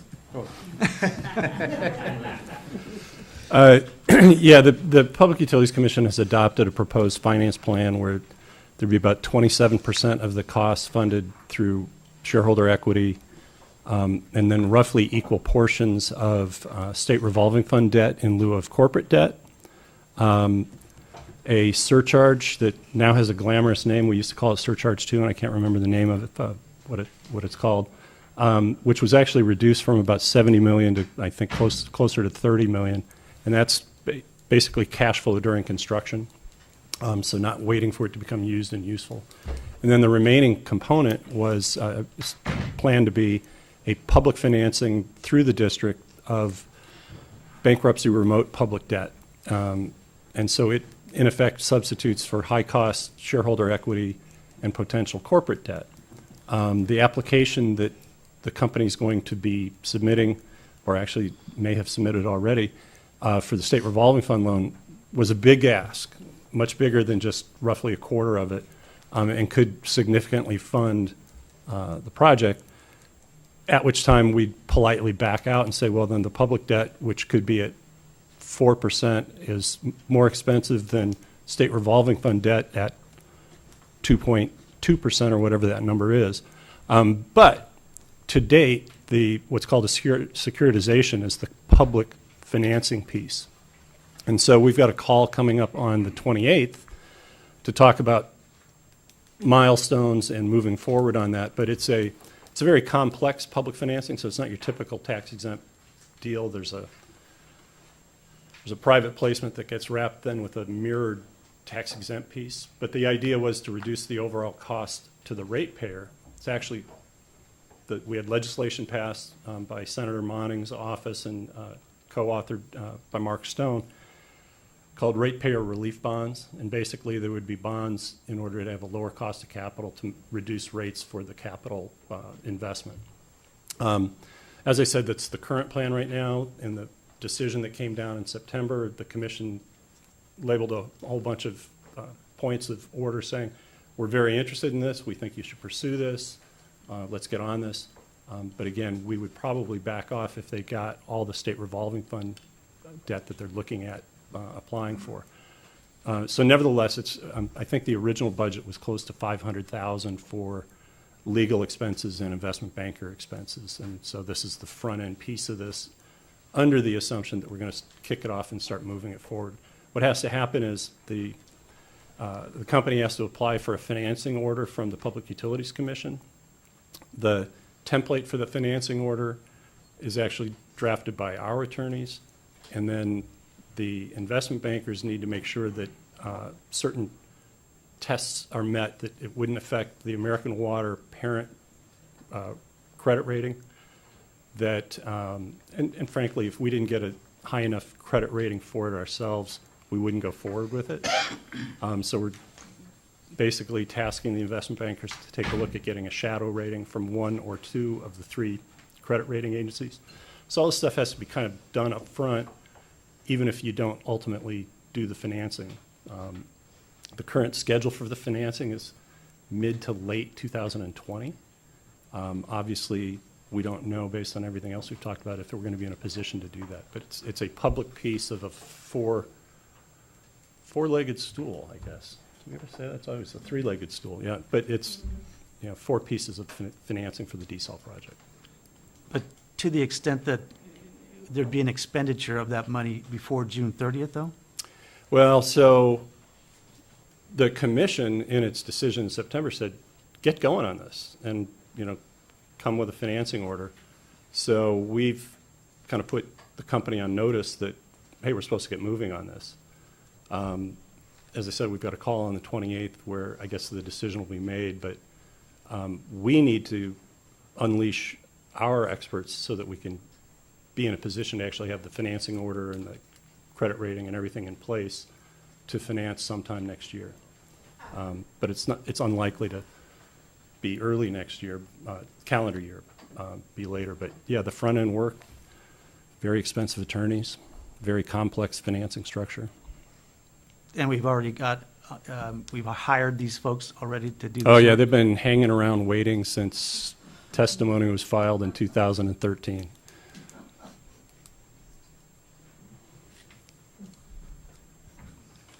That was all Okay. stuff I had. Thank you. Any other directors have questions? Director Edwards? Thank you, Chair. You know what I'm about to ask you. I'm glad Mr. Laredo over there with you so y'all can do this publicly. Sorry to put you on the spot, though. Attorney fees for the feasibility study. I don't want to know the names. I want a number. Just like we do Mr. Laredo, the public know his number. Yep. So, y'all, from November to now, how much we unpaid them? You don't have to do it tonight, but I want a number. I think the public is entitled to that number of what we are paying out for the feasibility. Yeah, it's a really great point, because when we approved the other consultants, we had numbers, 485,000. That's right. And I can tell you the first bill from our eminent domain attorneys caused us to increase the budget a little bit. But we've got 4 attorneys. You know, I'm sure there's a joke in there somewhere about screwing in light bulbs and what have you. The Prop 218 attorney work that's an attorney who's kind of on call for us for a variety of issues, but we estimate this is probably going to be 20 to 30,000 of their work. Mr. Laredo's firm will be handling it in his normal billings, not just the retainer, but then there will be an increment for managing the consultants, because again, they were hired through Mr. Laredo's office. Again, that's going to be smaller numbers in the 10, 15, 20,000 range. The eminent domain attorneys we have budgeted 100,000 for, which is why I think earlier he said 650, the kind of rolling budget we have with that 485 that was approved at the last board meeting and all the attorney work, that's what gets you to that 650,000. So we put in, you know, $170,000 for legal fees. Okay, and just, if you paying them by the month, how about giving us that number by the month, if those bills are coming in? That way, the public, we're upfront with this. We're transparent. They know what we're spending, and that's one of my goals, is to make sure that the public know what we're spending in this process. Yep. So I'm sorry to keep bothering you with it. I had to hit you publicly with it, so everybody can hear the same answer I'm hearing. So thank you, and good job, gentlemen. Any other questions from directors? Okay, I will open it up to public comment on this item.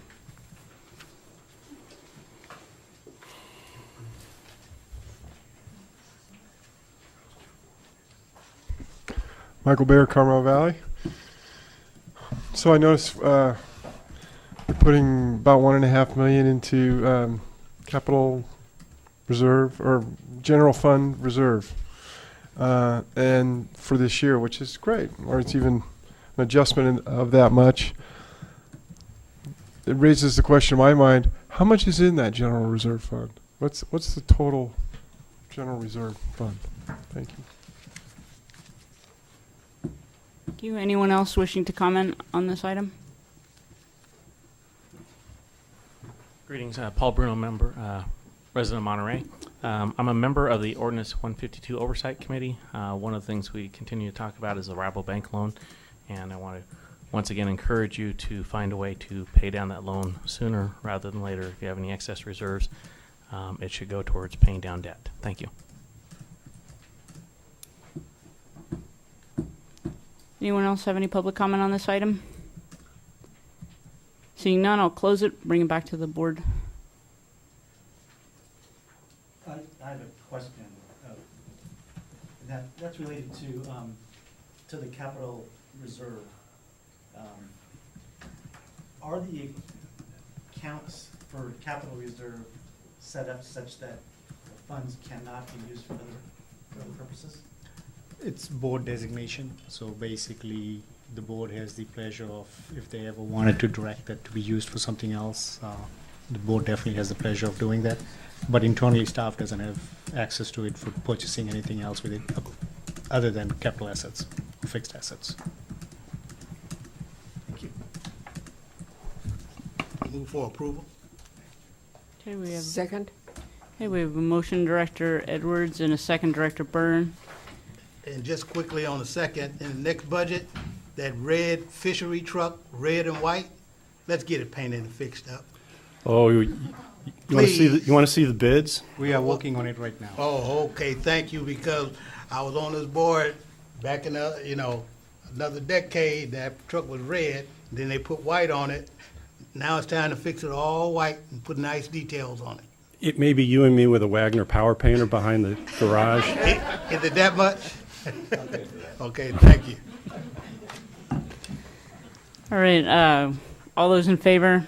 Aye. Any opposed? Motion carries unanimously. And we'll move on to item 13, consider adoption of April through June 2019 quarterly water supply strategy and budget.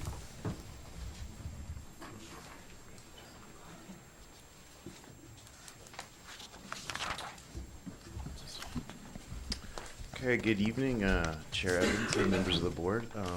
My name is Jonathan Lear, and I'm a senior hydrogeologist, and I guess we're moving from money budgets to water budgets at this point. So every quarter we get together, the district and CalAm, Department of Fish and Wildlife, NOAA Fisheries, and the California Water Rights Board, and we talk about what we're expecting as far as demand, how much water we have, and the different allocations of water as far as the different groundwater aquifers, water rights, and water projects. And we go through and talk about how we can meet all of the different requirements and get water for our projects and meet the demand of the community safely in the most environmentally responsible way. So then we bring that to the board, and the board adopts that, and then we move forward with that being our goal for producing water out of the Monterey Peninsula Water Resources System. So the top bullet is all of the different water rights boards orders that we're set to, as well as the district's Rule 160 targets, which takes and synthesizes the adjudication decision, the cease and desist orders, the different water projects at the beginning of the water year, and says, this is how much water we have. And then we divide that out into the historic percentages per month we've been using those, so we can know if we're going ahead of that. We have ASR diversion permits that we must take into account for this quarterly water budget. We actually began diverting on January 7th, and we've been in constant 24-hour operation for the whole time, except for the January 7th storm, which took us down for about 36 hours. The last permitted day also closes in this quarterly water budget, which is May 31st, so that's covered in this. And then, as well as Table 13, the in-stream flow requirements are sufficient to allow for diversions, and same with ASR, our last permitted day is May 31st. So as we got together as a group, we started talking about what our goals were, and we, for the entire water year, we want to use all of the seaside coastal sub-area native groundwater pumping instead of using the river. So if there be any savings come out of this year, we want it to be on the river side and not out of the seaside adjudicated aquifer, as to be a benefit to the river. We're going to move forward through the rest of this water budget, and we're going to recover the 180 feet balance that was left in the ground at the close of water year 2017, as well as the net that we've injected that, as Dave said, was about 770, and we'll see what else we can get. We're going to look to recover that in the summertime as well to shift demand off the river. But for this water budget, we're going to focus on continuing to divert water from the Carmel River. So while the flows are high and we're meeting in-stream flow requirements, we're going to keep producing from Carmel River and Table 13, utilizing that water right. And then we're going to, as the flows decline, we're going to shift the pumping back to the seaside basin and recover the native groundwater, as well as our banked water from ASR. We all met as a group on December 6, 2018 at the California American offices, and when we penciled it out, this is what the water budget looks like. So you can see in April and May from our sources and the Carmel Valley Aquifer, we have estimated ASR diversions. So we can't predict the weather or what we're going to do, but based on the water year type, based on what we've looked and looking at recessions of other years that look like this, we kind of penciled out. We want to make sure that we can produce 300 acre feet in April and 150 acre feet in May that we could then move over and store in the seaside basin. And then we have a net of being able to produce water for the community of 863 and 967 acre feet respectively out of April and May to provide water to the community. And then as well as a Table 13. So these are all sources and what they're to be used for coming out of the Carmel Valley. We move over to the seaside groundwater basin for those 2 months, and we see that the coastal sub-areas, we're still producing native groundwater from the seaside groundwater basin, and that's to keep the area of seaside pressurized while we have the system set up and to move water from the Carmel Valley area over to the ASR wells. And then you can see in June what we've done is we're out of our permitting window for ASR, but we think because of this water year type, we'll probably have high flows, so we'll be able to keep utilizing the river. But we also recognize that the rate could stop raining tomorrow, and we may need to revisit this. So we have a mechanism. If that stops, we would talk about this month and start the shifting over, and that would look like bringing more production up in the seaside area, maybe starting to recover some ASR, and that's a meet and confer with the groups as well to kind of make that mid-budget adjustment. And then on the bottom we have the use, where we have customer service in April, 988, 1092 in May, and 1098 in June. as well as you can see the use for Table 13, which is an estimate generated much like the ASR estimate. It stops in June too because we're outside of that permit window. And then we kind of have the total on the bottom of all the water that's going to be produced out of the resource. So again, it's kind of when we're going to do it and where we're going to do it from to meet all these rules and to support all of our water projects. So that was for the main system, which is the Carmel Valley Alluvial Aquifer and the coastal area of the Seaside Groundwater Basin. We have a number of satellite systems, and through the mechanism of the adjudicated decision, there was set forth a safe yield for the adjudicated basin and a set of triennial 10% ramp downs. And the way that the math was set forth in the adjudicated decision, through the set of triennial ramp downs, the allocation for the Laguna Seca area, which are the satellite systems, has gone to 0. But through the mechanism of calculating the consumption out of the Seaside Basin, it's all lumped back together and done as a whole. So there's a cap set on the Seaside Basin, but the allocation has gone to 0. And so this is somewhat of a ministerial table that's written into our quarterly water budget process that is produced. And we wanted to point out the 2 bullet points that while it's gone to 0 because of this last triennial ramp down, the production in that area is pretty evenly 300 acre feet every year. So KLM is going to produce a 300 acre feet for the people that require service in that area, and it is going to be a 300 acre foot overage so that no water produced in the Laguna Seca area is used to save and be underneath the allocation for the Seaside decision, so that the full benefit of the coastal allocation can be used to offset the pumping in the river. So that's what this table represents. And so then staff and the regulatory groups would recommend that the board would adopt this proposed budget. And so if anyone has any questions. Directors, anybody have any questions of Mr. Lear? So going back to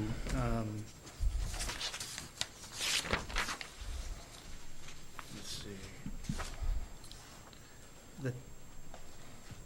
the table before this one. The table before this one? This one? Yeah. Okay.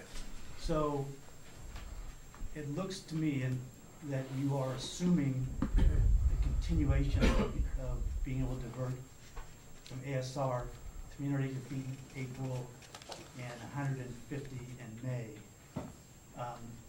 But isn't our ability to divert a function of flow in the river? Yes, that's correct. And so we have a number of thresholds of flow, and they actually change throughout the year. And our water rights permits have a set of timing windows and flows at different points in the river that are all designed to allow around the salmonoid lifestyle, that are allowed to have the water come down, open the lagoon, put the sediment into the ocean to attract the fish. Then up through March, the flows are a lot higher on the permits because that's to allow for in and out migration of the fish. But then the flows fall off somewhat in April because in this system we've learned that the migration is slowing down, if not stopped, but all of the reds in the habitat and the spawning habitat need to be kept wet and protected. So there is a little bit of flow drop off. So at the rate and the recession limb of the river, based on our permits, we think that we'll probably be able to inject through April. So that's 10 acre feet a day at the rate we're doing now for 30 days, and then maybe 15 if we get a little bit of rain, but we're getting out past kind of the rainfall prediction models at that point. Yeah, that really is what my question is, because isn't the assumptions based on these numbers continued wet weather, and is that what is being predicted? And do you have folks that, what is your source of that information that makes these predictions? Well, we have flow records on the river for going back to the 20s, and so lots of times I'll go and I'll pick. I mean, this February was the fourth wettest February we've ever had, so we're in an area too, and maybe I'm an optimist a little bit too. So. Yeah, I just wondered if there are if some of the modeling has been done on what the anticipated rainfall is, because as you mentioned, historical norms anymore, all bets are off. And could be just as easily, we don't get any more rain. Yeah. And wouldn't that affect these numbers? Absolutely, and that's if we say didn't get any more rain and the recession limb fell off, we would meet and confer and say we're going to start shifting over to the Seaside Basin right now, and we're going to start, and then actually there's a trigger mechanism for that that is buried in one of those rules, those long list of rules that I glossed over. That says there's a at Garland Park, if the flow at Garland Park goes below 20 cubic feet per second for an average daily for 5 days or more, so it has to go up and come down, but it has to stay down for 5 days or more, you enter a low flow period, and that low flow period is what requires the shift over. So we're watching for that and kind of guessing when that event is going to happen, and then we start shifting back over to the Seaside Basin, and then we're also in the low flow period. We start talking about the release schedule from Los Padres Dam to put flows to the environment. Yeah, because I cross over the river at Garland every day, and just between yesterday and today, in the last couple of days, levels of the river has dropped dramatically. Right. In just a short period of time. Yeah, so we were at about 550 cubic feet per second at Highway 1 this morning, and switching into April 1st, our flow requirement for Highway 1 will be 80 cubic feet per second, so we have quite a long kind of coasting to go. Okay, thank you. Yep. Just, Chair, just one quick question. With 4 wells running, we only injecting 10 acre feet? We're injecting about 5.5 to 6 acre foot per well, so we're only running 2 wells. What's wrong with the other 2? They're fine. They're not enough flow to flow. That's what I asked earlier. Right. We flowing all 4 of them, and now we're down to 2. Yeah. I hope we don't get down to 1 because we'll be getting nothing. Well, I think the primary driver that I understand, and so if I say something wrong, let me know. The primary driver of that is to keep levels. So the water's produced from the wells in the valley. It's treated, and then it's pushed to storage tanks. And then the storage tanks then feed the demand. And in the wintertime, the ASR is the biggest demand on the peninsula. So we're pulling as much water as we can. But what it is that it's maintaining the levels in the tank at a safe level, and then the throughput through the tanks becomes the water that we can put in the. So if the wells are down and you don't have as much throughput, then we don't need to use all 4 when we could only use 2. Okay, thank you. Yeah. One quick question. Okay. The water master is not listed here. Are they participant in these discussions, or are they just informed of the decisions?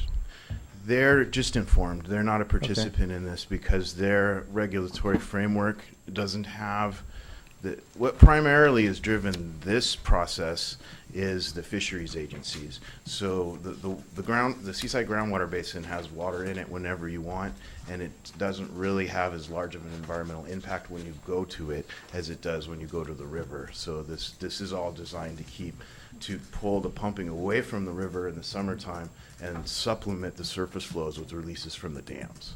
Thank you. Okay, I have a question for you. Over in the corner of the staff note where it has budgeted and then the line item number and the cost estimate, budgeted and the line item number are non-applicable, but there's a $75,000 cost estimate.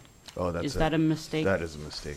Okay. I do this Thank you. for No, free. I just wanted to make sure because I had never seen it on a quarterly budget before. Yeah, and thank you. So I'll make note of that. Okay, all right, cool. Hey, thanks, I appreciate it. Any other questions from directors? Okay, we'll open it up for public comment. If anybody has any public comment on this item?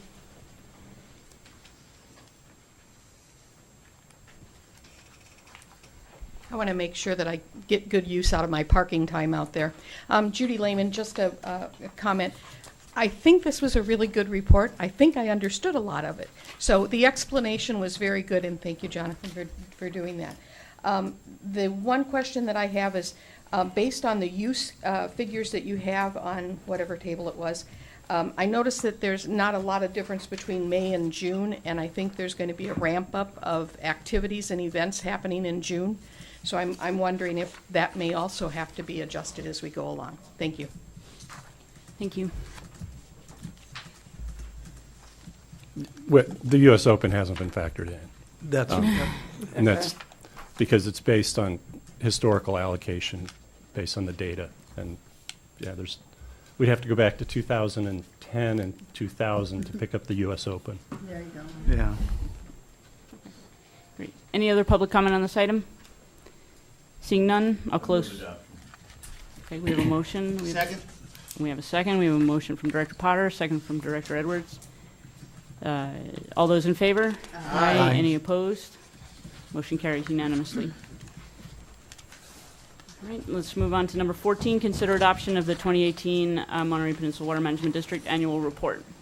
Thank you, Madam Chair. This is an annual event. Our enabling legislation requires production of an annual report in written form and approved by the board. Beginning at page 127 is the current draft 2018 annual report. And the Public Outreach Committee did receive this and approve it, subject to 2 minor changes on its March 12th meeting. And so our recommendation to you is accept the public comment and then direct staff to make any changes if you have any changes, and you can do that by email to Arlene through Monday, March 25th. Otherwise, if you approve it in total today, we'll take it and run with it. Okay, directors, any questions? Just one, did y'all find out how much it costs to mail this to everybody? One per household? Not yet. We'll have quotes compiled and issue to staff tomorrow. Okay, I just want the public to know, not that we're gonna mail it out to you. I just want to know that number, so in the future, you may be able to mail one out to you. Thank you. Okay, any other questions? Just real quick, Dave, there's no requirement to mail these individually to. No. Right, yeah. Yeah, and we've gone back and forth. I mean, for 40 years, we've had some pretty creative and detailed annual reports, and we've had some pretty tight, short ones. This is kind of where we've landed in the last 6 or 7 years, which it folds from an 11 by 17 into a 4-pager. We translate it into electronic format so it reads sequentially correctly. And the problem is the people really interested to pay attention are on the email list. The people that Director Edwards is kind of trying to reach don't pay attention. So the question is, would they pay attention if something showed up in their mailbox, or would they treat it like, you know, the campaign literature and everything else that gets recycled? So. Okay, any other directors? Okay, and we'll open it up for public comment.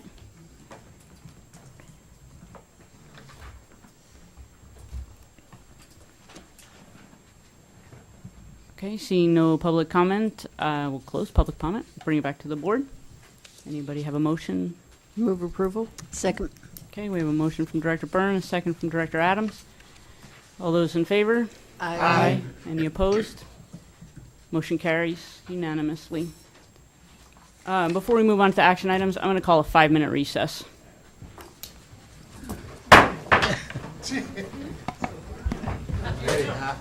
A very similar one at their board meeting next Monday night.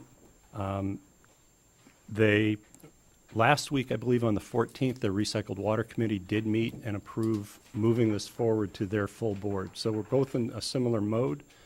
I think action on this depends on the other agency also acting in the affirmative. The staff note is fairly self-explanatory. By way of brief history, the potential expansion of Pure Water Monterey was brought forward to the Public Utilities Commission at the PUC's request during the proceedings for the issuance of the CPCN. In the end, the decision did not move it forward as a separate phase of the application. It failed to retain the right to act on it quickly and keeping the proceeding open for that purpose. It basically closed the proceeding and said, hey, but we like the idea. California American, report back to us within 180 days whether you feel like entering into a water purchase agreement, and how do you feel about the the concept. They did a filing a week or so ago asking for an extension of time that equated to approximately 7 months. As noted in the note, the commission turned around and said, no, file, we've given you enough time, and that filing is due, I believe, tomorrow. But the gist of it is the district, while it supported issuance of the CPCN for the 6.4 MGD desal plant, also wanted to retain this as a separate phase, saying, well, what if the desal plant can't move forward? We believe that if the desal plant is at substantial risk of not moving forward in a timely fashion, the Pure Water Monterey expansion could meet the need, lift the moratorium, meet the near-term consumer demand, and basically serve as an interim project. With each day of not acting on that expansion is another day where you don't have a fully qualified project. And I think we finally reached a point with the filing of the 2 lawsuits and the confusion over waiting. CalAm's first filing said, there's not enough information.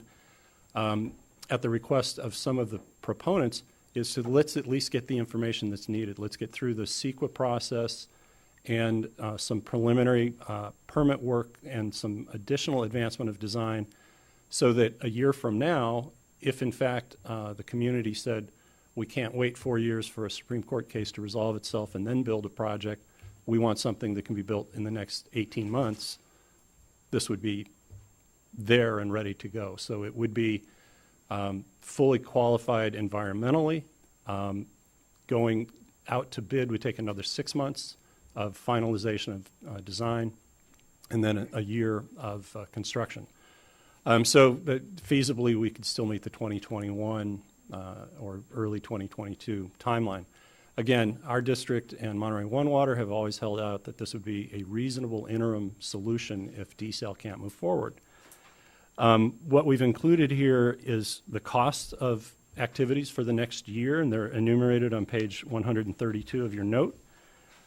We also realize that if desal moves swimmingly along and this work, expansion Pure Water Monterey, isn't done on behalf of the peninsula for peninsula potable supply, there are other interested parties looking at an expansion, so that it's quite conceivable we could be repaid from a Marina Coast Water District or somebody else looking for expansion. That's been talked about. It's a barely formed idea at this point. CalAm, surprisingly and interestingly, when asked, has verbally committed to participate in the funding of this work because there are a couple of components that benefit them in the environmental review, some extraction wells and possible pipeline capacity.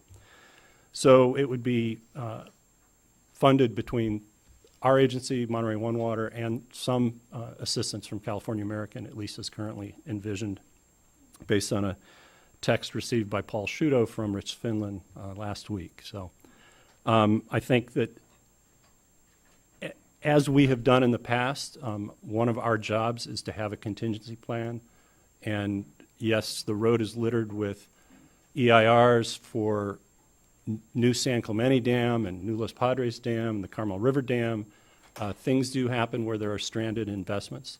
But as I've said, this provides contingency, provides an option, it answers some questions, and it positions the community for an interim alternative should things go south. Okay. Are there any questions, directors? Director Hoffman. So, Dave, so where in the budget that we just adopted is this money allocated? And I don't see it in the budget that we just approved. So if you recall, the project expenditures part of the budget I had outlined, I said Pure Water Monterey project, we are putting $300,000 for this fiscal year. It originally was $800,000. So on exhibit 13E, I want to say, is the exhibit where you'll see the Pure Water Monterey project line. And that's on page, is it on this thing? It's both. It's actually there. You'll see the very first line item. But this shows a reduction of $500,000. That's because we had actually budgeted $800,000, so we're reducing it so there would still remain in our budget unexpended monies from that budget item because we never spent it. But this is approving $1 million. This would be $1 million, where our portion under our cost sharing agreement would be $750, but it's over a year, so it's going to span 2 fiscal years. So when you approve the budget for 1920, there would be the remainder of our piece of the expenditure of the 750. So it's going to span 2 fiscal years. Yeah, I'm just not seeing where this money is specifically It's actually on identified. page 113 of the board packet.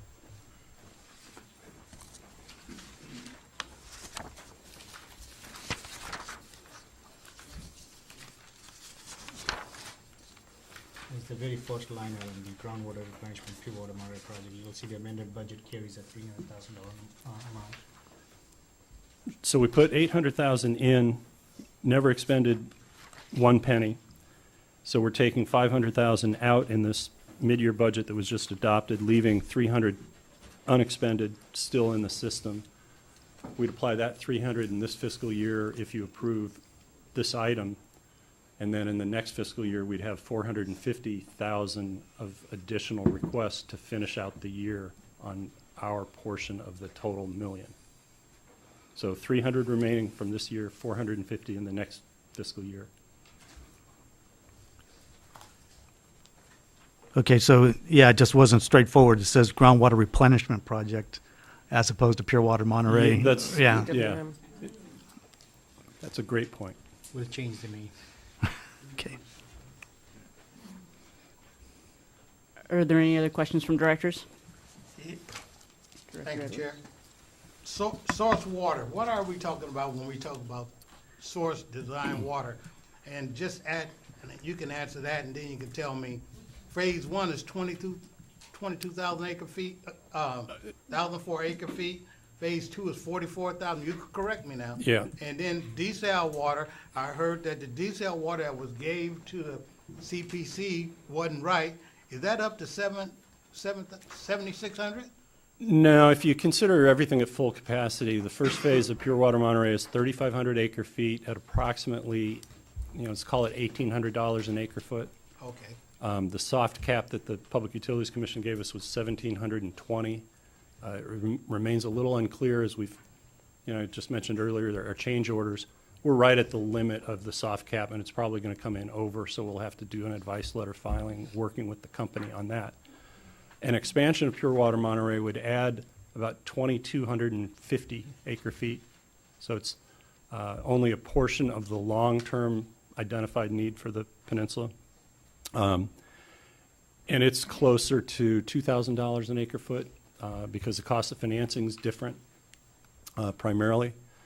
The source waters for an expansion, believe it or not, are primarily wastewater.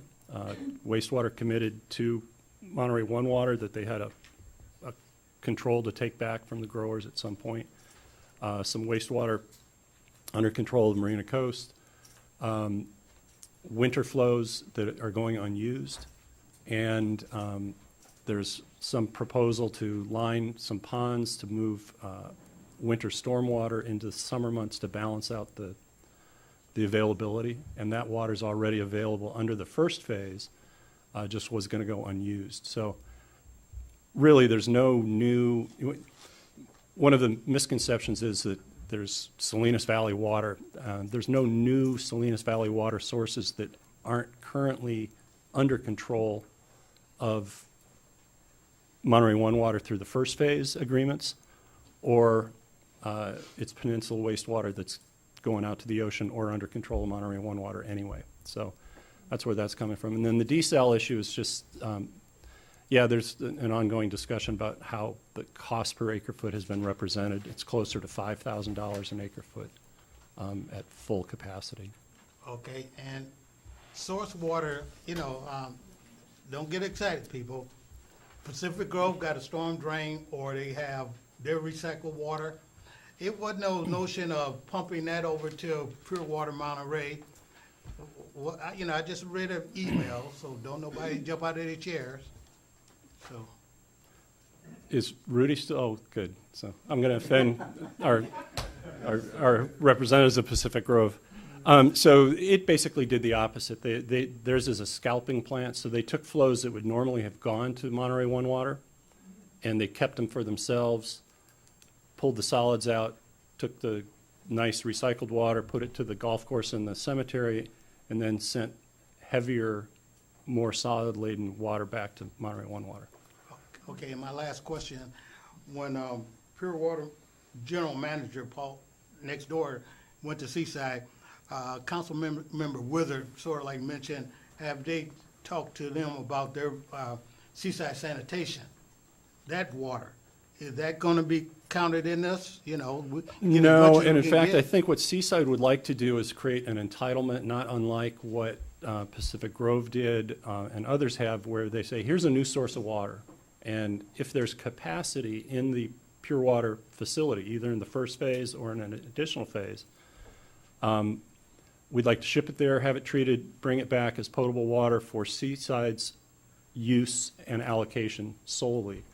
And we've talked to them about how to go about that. In fact, we just had a meeting today talking about what ordinance would have to get passed. And there's kind of two pitfalls to that concept, but it is doable. Okay. Yeah. Thank you. Yes. Okay, any other directors with questions? I have one more. No, you've used yours up. Dave, just the cost-sharing aspect, it says Monterey One facility plant, and we're paying 75% of the cost for the EIR. Why is that? That's a great question. And at one point, well, they have a sign that says no cash kept on premises.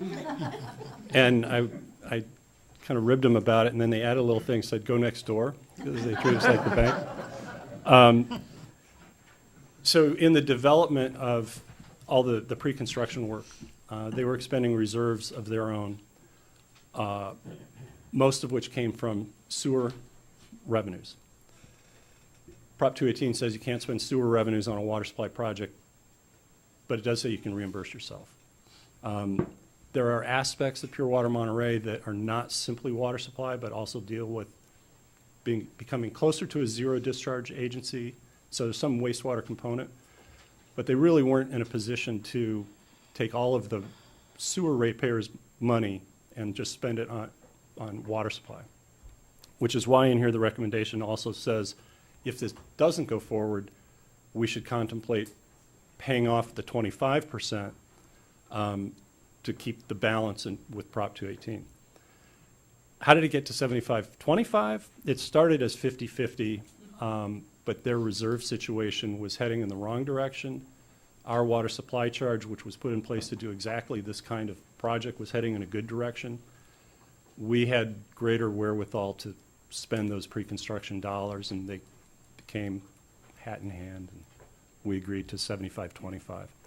We have been reimbursed, or after the next reimbursement from the state, under the state revolving fund, we will have been reimbursed significantly more than they've reimbursed themselves, trying to bring it back into balance, at least on reimbursement.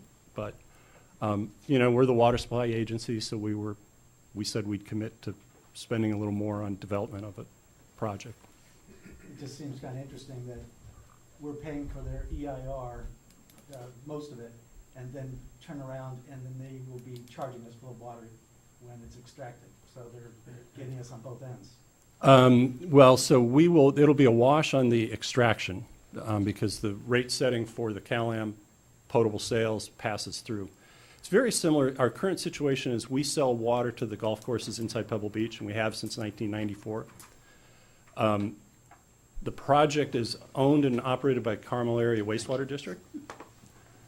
We take the water and we own it inside Pebble Beach Community Service District's pipes, and it's our water until we sell it to the golf courses.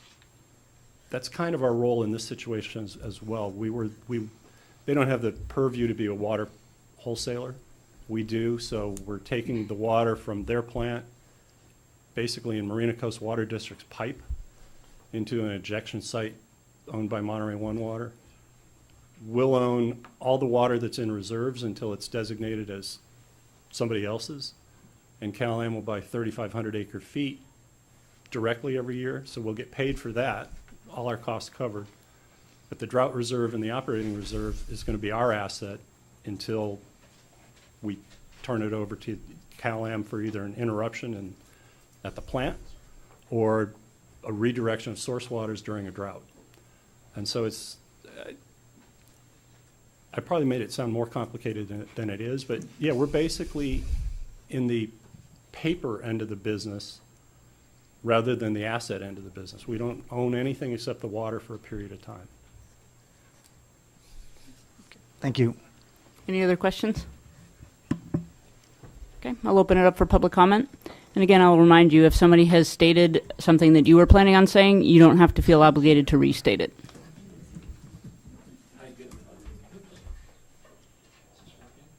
Hello? Yep, there it is. Is it? Yep. Yes, good evening, Tom Raleigh.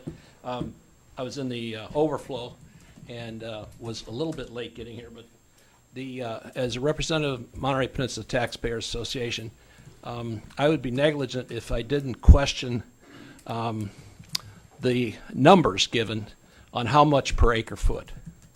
Our organization has felt for a long time that the actual cost of water that's going to be delivered by CalAm, that is the product of the GWR Phase 1 or Pure Water Monterey, has been understated. And one of the large costs that is integral to using the GWR water is the $50 million pipeline and pump station on Hilby. Also, the cost of any treatment by CalAm when they recover the water out of the Seaside Basin. So we've raised these questions before. We feel that there's been costs understated from the get-go about the true costs of the GWR water, now called Pure Water Monterey. So without getting into that, it's always interesting to hear how much per acre foot. And our organization is not convinced yet that the numbers that have been given in the past really include all the costs that's going to be to the ratepayer that's either paid directly or indirectly. So thank you very much. Thank you, Mr. Raleigh.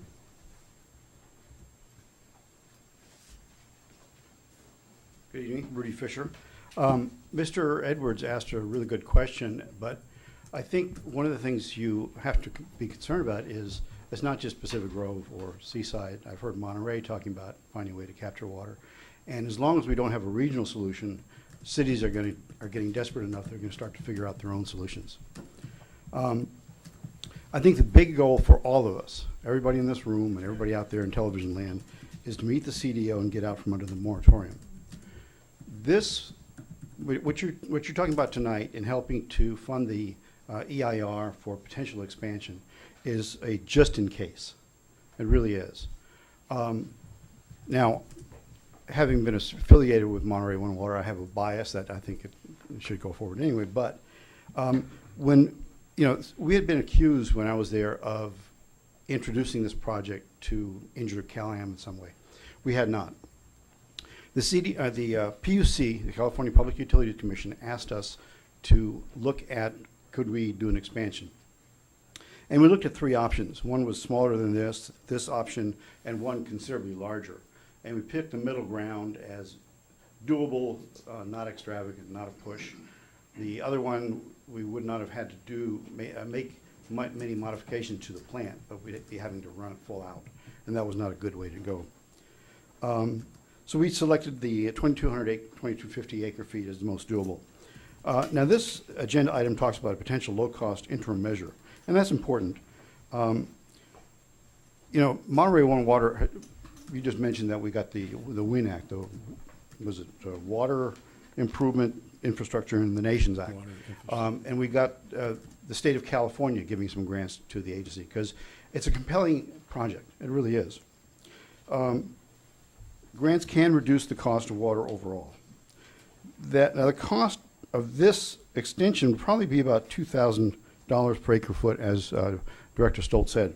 But that's a great target for any other competitive project, isn't it? It's cheaper. It's more expensive than the stuff coming from the sky, but it's certainly a lot cheaper than some other numbers that I've heard. I really appreciate that this agency has a partnership with Pure Water Monterey and Monterey One Water, and I urge you to approve this item. Thank you. Thank you, Mr. Fisher.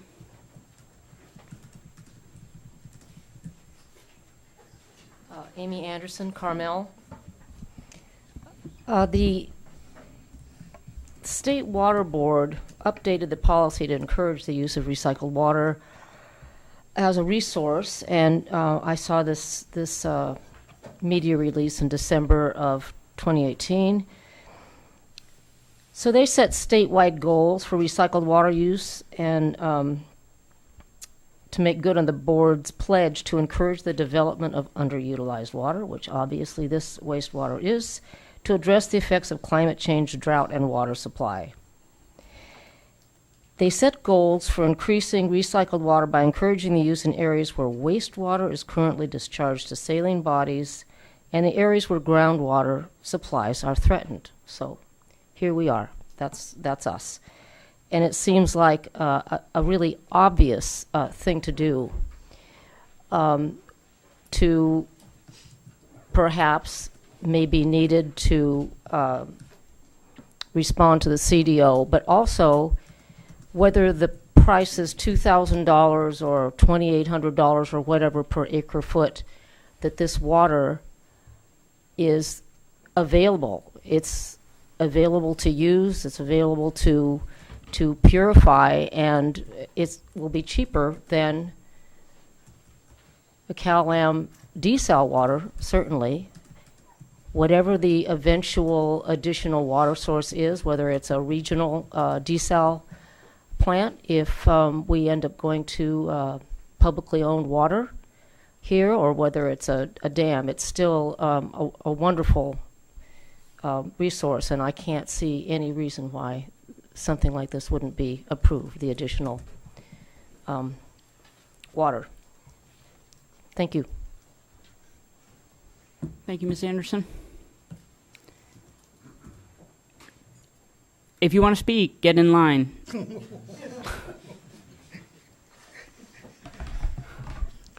Michael Baer, Carmel Valley.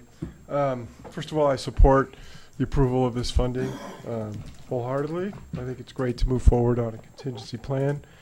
I'm suspicious of CalAm's voluntarily offering to contribute some portion. I'm suspicious of their motivation. I'm curious what the amount is, and if it's nominal, I would rather not see their name on it, period. I think there may be some backdoor down the road idea about why. So if we're talking $50,000 or something, I'd rather not see their contribution. I'd like to read, this is, it's a contingency, right? Plan B if this doesn't go forward. And so from the draft, the meeting in Marina, which was actually on March 7th, denying the petition, they had an addendum that I'd like to read, part of the official record of that meeting. It's undisputed that the project lacks any current water rights, this is the desal plant, to extract groundwater from the Salinas Valley groundwater basin. It has no overlying water rights, no existing appropriative rights, no prescriptive groundwater rights in the basin. It has no accepted path forward to obtain any overlying or prescriptive rights. In the future, no recognized permit path forward to obtain any such appropriative rights. CalAm hopes to pursue a salvage water or developed water theory to eventually obtain such rights, but no California case has ever found that the treatment of brackish groundwater qualifies coverage by this theory. It also contravenes the State Water Resources Control Board number 88-63, which states that all groundwater in the state is presumptively considered suitable or potentially suitable for the drinking water beneficial use. This basin is critically overdrafted. There is no surplus water available for appropriation. Moreover, it appears that CalAm would not be able to establish such a right because it will not be able to meet its burden to prove that the project, quote, will not harm or cause injury to any other legal user of groundwater in the overdrafted basin. In this circumstance, any attempt by CalAm to begin extracting groundwater poses a very serious danger of groundwater depletion. So that was a finding of staff in the denial of the permit at the Marina Planning Commission on the 7th. We need a plan B. This is going to the Supreme Court, but I think this is a very wise decision to come up with a plan B. So I encourage you to approve this. Thank you. Thank you, Mr. Baer. Judy Lehman. I just wanted to step back a little bit. As a former board member myself and Board Member Edwards were very dedicated to making sure that we had reclaimed water treatment. And I'm so glad that we've gotten this far along. It's taken a little while, but it really has been a very positive move.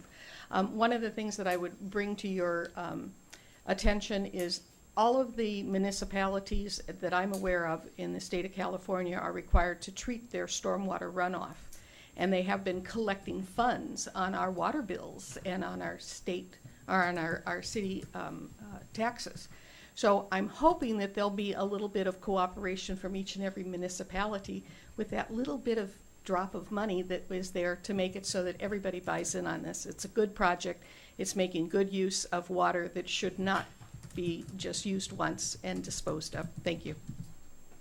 Thank you, Ms. Lehman. Susan Schiavone, Seaside, and I have a brief message here. I urge a yes vote by the district in approving support and funding for the beginning supplemental EIR phase for Monterey 1 Pure Water. We must have a backup option to meet the CDO in event of a long court case or denial of the desal plant.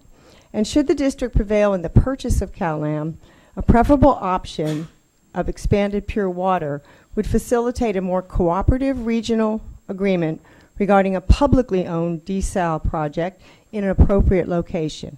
And I'd just like to say, I mentioned that 5,000 per acre foot for the desal water would be at full capacity.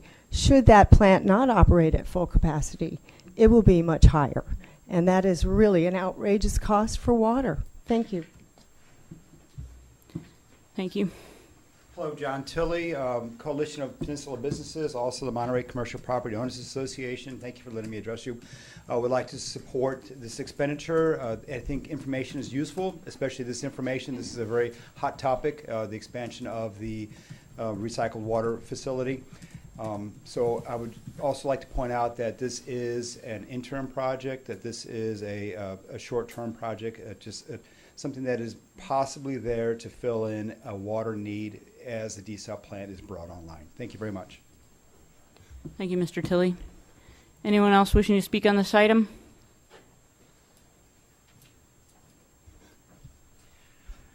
Public Water Now certainly supports this. We hope you move it forward. I would hope that somewhere down the line, we're not forced to pay $5,000 an acre foot for water when we could pay $2,000 an acre foot for water. We already have pretty expensive water. Thank you. Melody Crislow. Thank you. Seeing no one else, I will close public comment and bring it back to the board for discussion. I'll make a motion to approve. Go ahead. Okay, we have a motion from Director Byrne and a second from Director Potter. Further discussion? Just want to make the comment that I'm very supportive of this as well. I feel like this is an umbrella policy, that we need to have a fallback position, and that's exactly what this is. Go ahead. Thank you, Chair. I just have a question to Mr. Laredo. I hate to put you on the spot. Well, I sort of like enjoy it, but Mr. Laredo, 2 public agencies been planning, well, matter of fact, 3, Marina Coastal, that we keep forgetting because they laid the pipeline to what we're doing right now, and I'll talk on that later. Are we getting ourselves in trouble with CalAm down the road on this project? Going through Rule 19.8. Let me tell us something. I don't believe that the two are related to each other. Each one stands on its own. This is a contingency plan. It's a contingency plan that goes forward if the desal does not for any reason. Okay, and just on the second, hey, we need to add phase 2 to this. Hey, we got infrastructure in place that we adding on. We got a desal plant that have to be built. As Director Edwards, I'm telling you, we need to do it. It's not a contingency. We just need to do it. We need to add on. I'm not trying to spend your money because I got to pay too. but we need to add that on, just not saying contingency. Director Edwards want to build phase 2 as soon as we get all this information. Now, if my attorney over there say, we can share this information, I like to get everybody involved. I like everybody to get their thank you. Like Marina Coast, they laid that pipeline, and we like to say Monterey Peninsula Water District and Monterey Pier 1, Monterey Pier 1, Water Pier 1. Marina Coastal did some work. They laid the pipeline. Those citizens over there were distant, hey, their streets are tore up like ours was tore up over on Hilby building that. So when we announce this, let's make sure that we announce all the parties. I know the cities feel like they being missed out. Salinas and Seaside and Marina. So when we announce this, let's put all the parties in it. And you can pass that to next door. Marina Coast has been pretty good because they going through a lot for us over here on the peninsula. Thank you. I just want to say that I think that it was good to put this on the agenda. I think we're, as the Water Management District, we should be the leader in water issues here on the peninsula. And I don't want to be the one to say that we missed an opportunity, and if anything goes south with the desal plant, that now we missed the opportunity to have the residents avoid more years of water scarcity. And I think that by getting this EIR done, it will at least position us to make that decision once more is known about the fate of the desal plant, and I think it's a good thing to do. So with that, I'll call the question. All those in favor? Aye. Aye. Any opposed? Motion carries unanimously. Moving on to number 16, consider adoption of Resolution 2019-01, the 2019 Records Retention Schedule. And Madam Chair, I do want to just let you know that item 18 was only here as a continuation, and there's no real reason for it to be continued again. But as popular as items 19 and 20 are, should you choose to continue them, that it will have no impact on our schedule or progress with the consultant team on the feasibility work. So it is something that we could defer if it's your choice to do so. If it is your choice to do so, I think we would move discussion up in the next agenda and have these at the front end. But anyway, I just wanted to give you options. Thank you. The crowd is here. So, item 16, this is about a records retention schedule and basically policy. It's an update to a schedule that was adopted in 1992 and reflects kind of current thinking, current law, current best management practices, best business practices. This update is submitted with a resolution for adoption. The resolution was developed through the hard work of Arlene Tavani, who's actually become quite knowledgeable in this area, even attends other records geek luncheons and policy meetings. It's consistent with the California Secretary of State guidelines and others published by other agencies.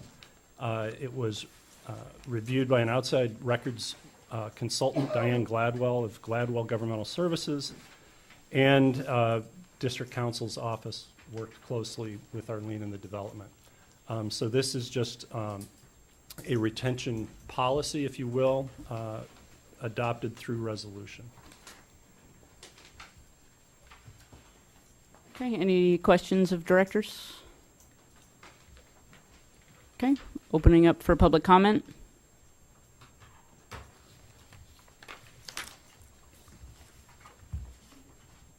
Okay, seeing none, I'll bring it back to the board. Arlene, I want to thank you for your hard work in putting this together.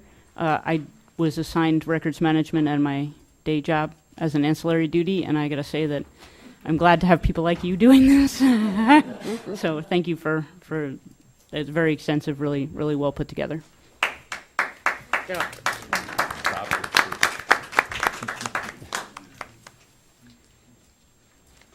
Need a motion.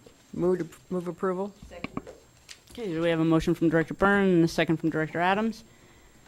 All those in favor? Aye. Any opposed? Okay, motion carries unanimously. Moving on to number 17. Consider adoption of Resolution 2019-02, declaring March 18th through 24th to be Fix a Leak Week. This is the reason everyone is here this evening.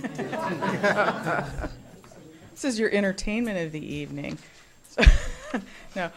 Once a year, the U.S. Environmental Protection Agency's WaterSense program promotes its annual Fix a Leak Week in March. And as a partner with the EPA, the Water Management District promotes Fix a Leak Week.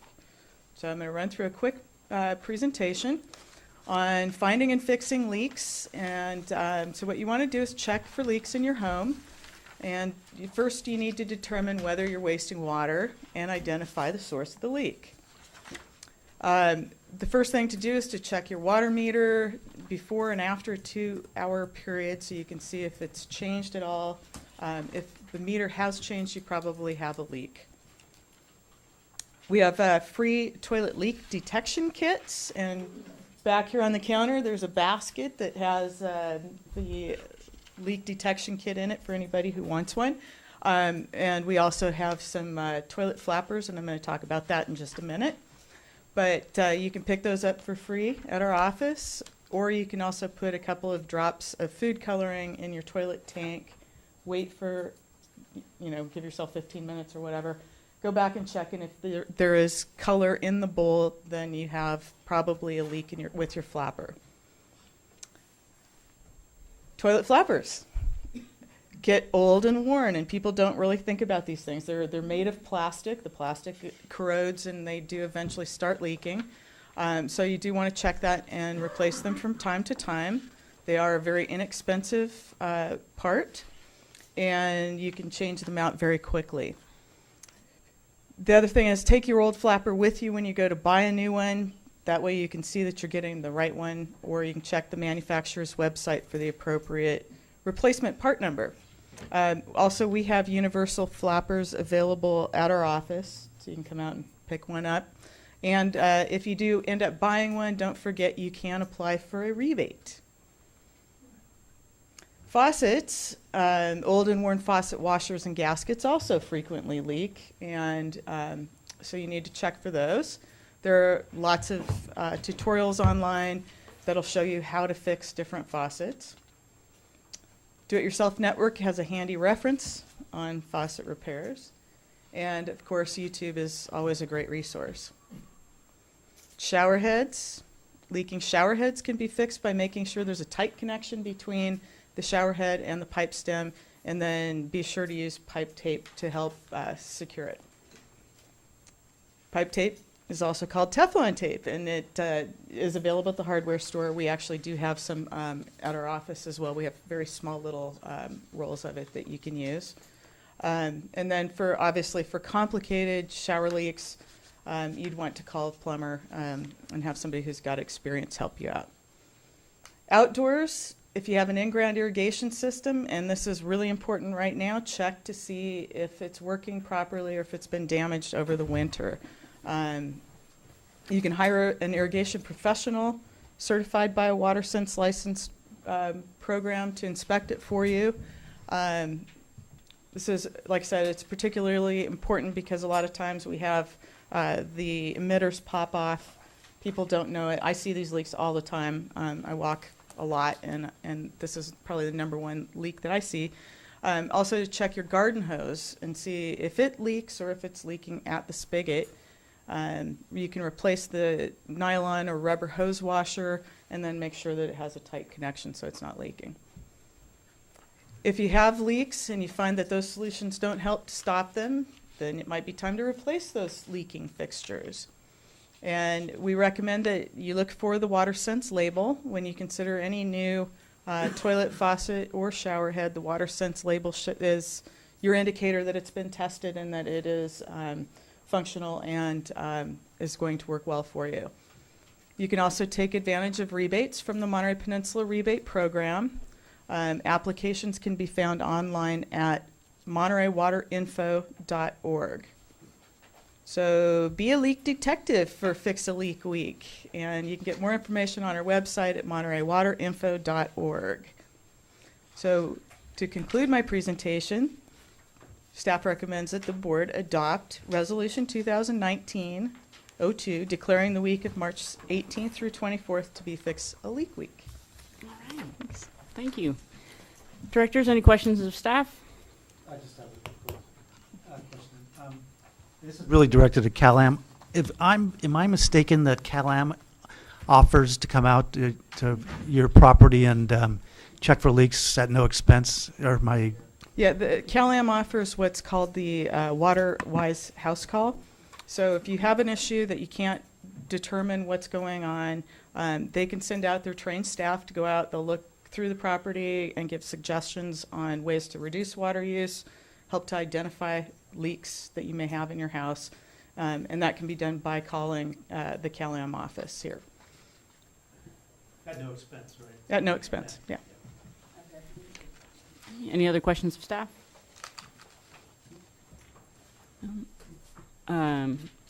We'll open it up to public comment. Any public comment on this item? Okay, seeing none, bring it back to, or close public comment, bring it back to the board. Move adoption of the resolution. Okay. Second. Okay, we have a motion, Director Edwards, and a second, Director Riley. All those in favor? Aye. Any opposed? Okay, motion carries unanimously. Move on to, well, you said, okay, moving on to discussion number 18, progress on 1 and 3 year strategic planning goals. This is merely here because it was continued. At the time, it was in the last packet. It was just an information item, so it remains just an information item. This is for you to digest what, on our biennial strategic planning cycle, what the last set of 1 year and 3 year goals were and where we've kind of gone in terms of accomplishment or deferral. This will be a springboard for when I meet with each of you individually to kind of talk about where we've been, where you want to take us, and start to compile your ideas for the next set of 1 and 3 year goals. Okay, so we're just accepting this as information? Okay. Are there any questions? Gary? Just kidding. All right, we'll move on to the next discussion item 19, discuss staff recommendations on criteria for the development of feasibility study on public ownership of the Monterey Peninsula water system. So you've spent a lot of time anguishing and discussing and listening and kind of reflecting on do we or don't we set a criterion, singular, about what it is, what is feasible. And the more we hear from the public and the more we hear kind of the views of what Measure J meant to them and so forth, what we've learned is there's a whole variety of definitions of what feasible is, but in our small little world working with our consulting team, there's a pretty clear indication that the way this is going to work is, and I've simplified it in the staff note, but you're basically coming through let's say economics indicate feasible at some level and you want to move forward. The only way you're going to get to the end, which is an acquisition of the company, is if you make it through the bench trial. And the bench trial is going to, again, simplification, it's going to look at issues of quality of delivery of service, cost to the ratepayer, and governance. And obviously, it's kind of time proven, 85% of California urban water is provided by public agencies. You get to vote on directors. You get to be involved in the process. You get to see the rate studies. Governance is a very likely thing that a public agency will score well on, if you will. Quality of delivery of service, even though we do some pumps and pipes and fleet vehicles and billing and service, we'd really have to scale up. And so one of our areas of vulnerability is going to be the delivery of service. We'll develop an operating plan and we'll move that forward. And if you want to move forward because you deem it to be feasible, you're going to need an operating plan when you come into that, and you're going to have to demonstrate that you can solidly deliver service as good as, if not better, than the company. And the third area is cost.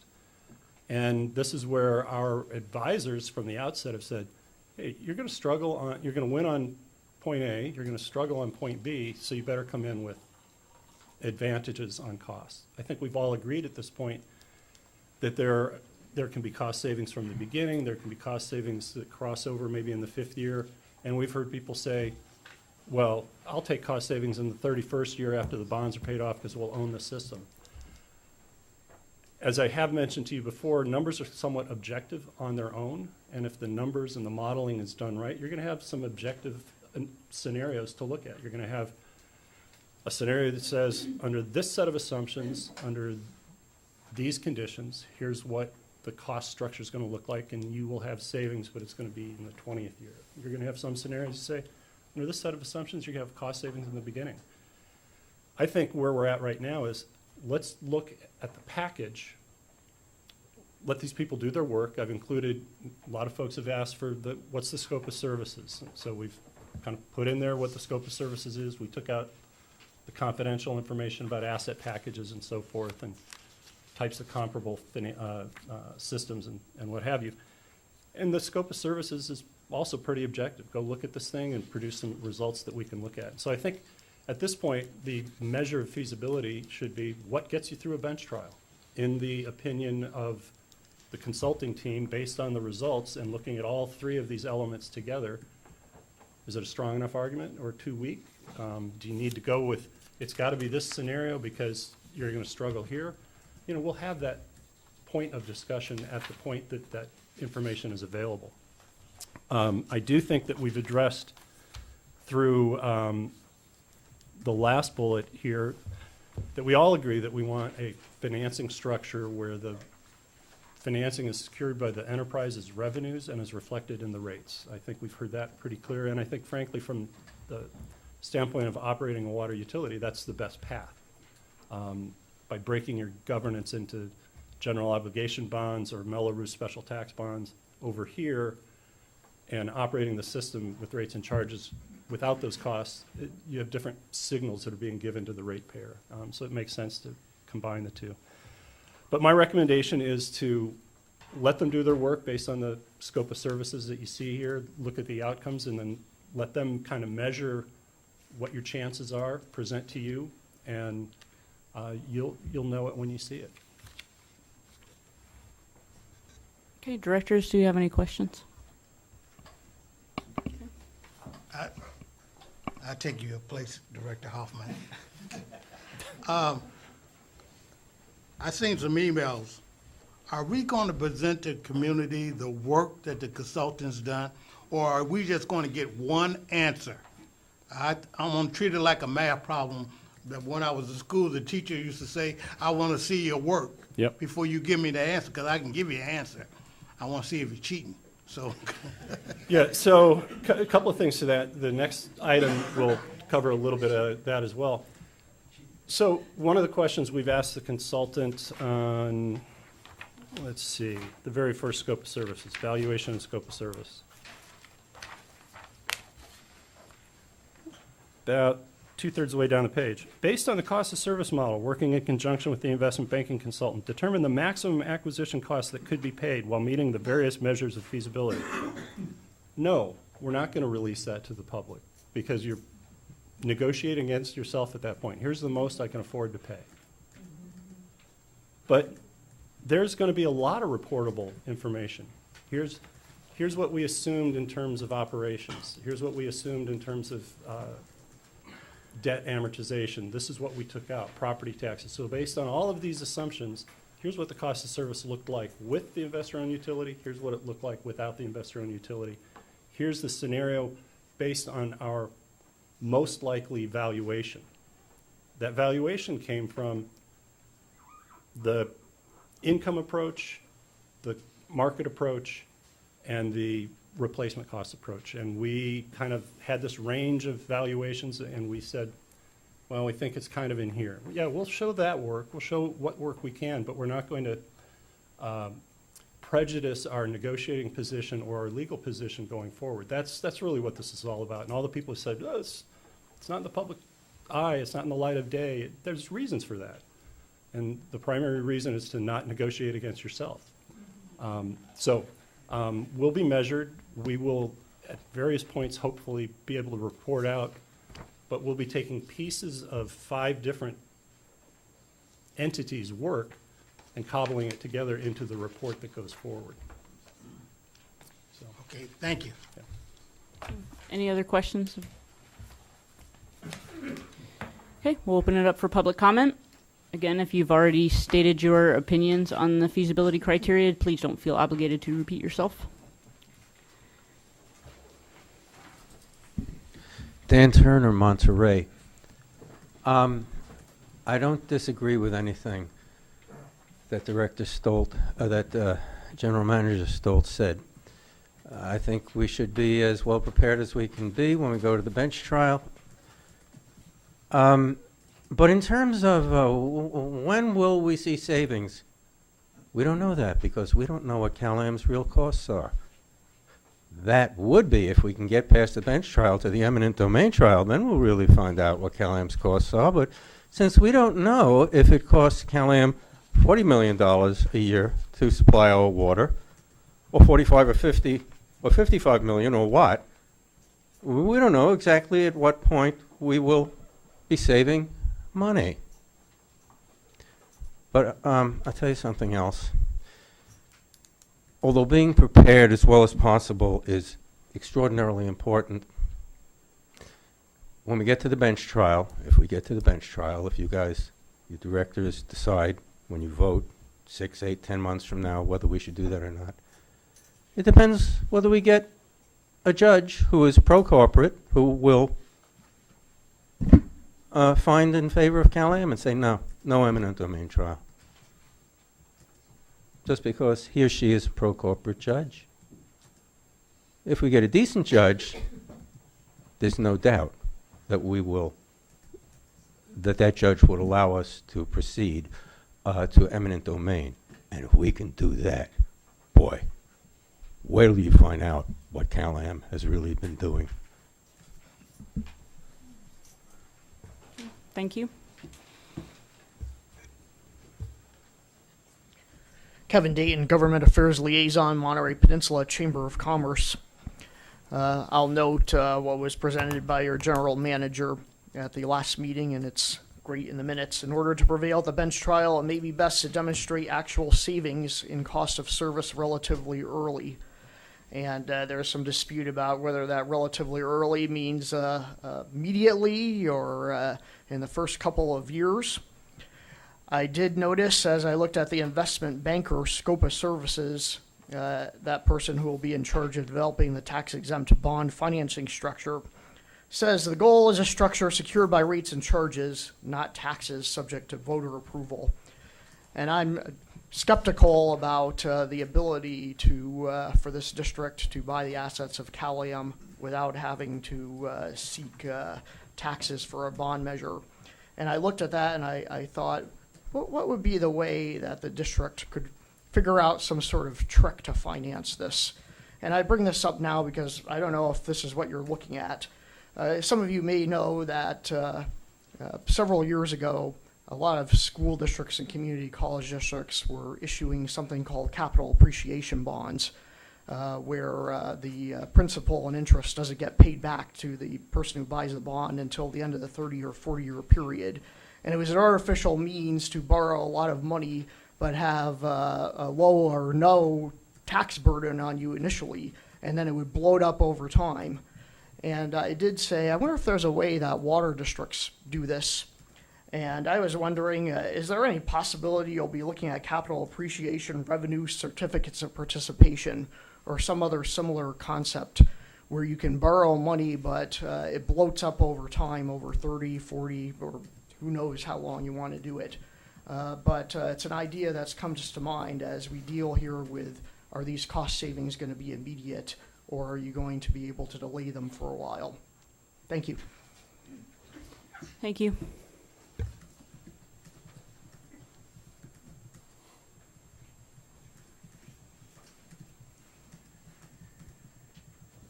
Anna Thompson from Carmel. Regarding the need to show cost savings very early for a public buyout to succeed, I have the following comment, or actually question, probably. CalAm's profit in 2016 were $19 million. This includes $5 million that they paid for corporate taxes, but it excludes any interest they paid for outstanding corporate bonds. I expect that the profits will continue to be higher in the future, especially if CalAm gets to build its desal plant. So if we are able to purchase CalAm, this $90 million annual profits that we're paying to them, could that be considered to be immediate cost savings? Yeah, we're gonna pay the mortgage, so to speak, but that's an investment. It's not a cost. It would be a benefit to the community for the future. So then the other, just a second, I get nervous. And this would be a good investment for our community benefit. We want to purchase this CalAm for the same reason that CalAm doesn't want to sell it to us. It's a great investment, so why don't we want to invest in our community instead? And why don't we compare, when in doing the analysis, we should compare what the rates will be in the future from CalAm versus what it will be if we have public water. If we are not able to purchase CalAm, in 30 years' time, we would have wasted over $570 million that CalAm is receiving, and that's not going to benefit our community. Instead of paying CalAm, why don't we use that money to invest in our own system, in our own water system? Plus, there's all the other benefits, all those 6 items that were put in the list for feasibility study. Those are very valuable, and they're all combined create the reason why we wanted to purchase CalAm. I don't know if this makes any sense to you, but I will appreciate if you respond to it. So it's very difficult for me to understand why anyone will not want to have public ownership. What is the benefit of having a for-profit corporation controlling our water? We have no say in what happens. We're paying all the costs and we assume all the liabilities. So I think that we need to consider to compare both sides. It's not just whether it's feasible for us to buy it, but also what it would be the difference with CalAm. What's the CalAm feasibility? Can we afford to continue to have CalAm? Thank you so very much. I appreciate it. I really appreciate all your work and your patience.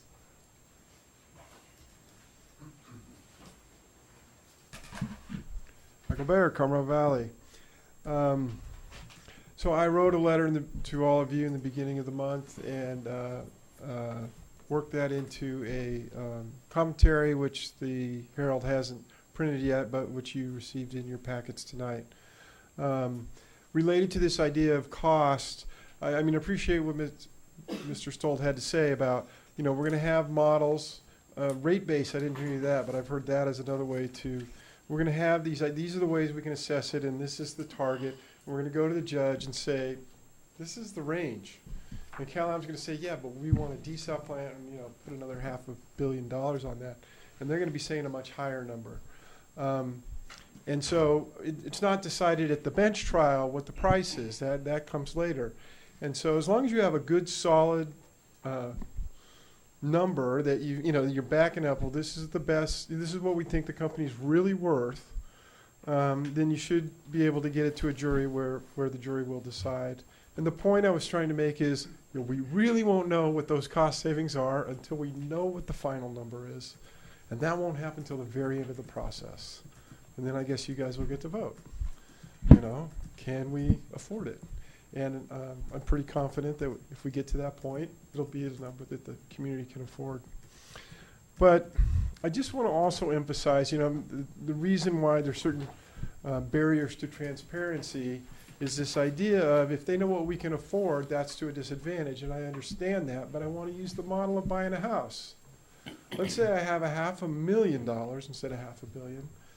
to buy a house, and I see a house listed for $385 million, or $385,000.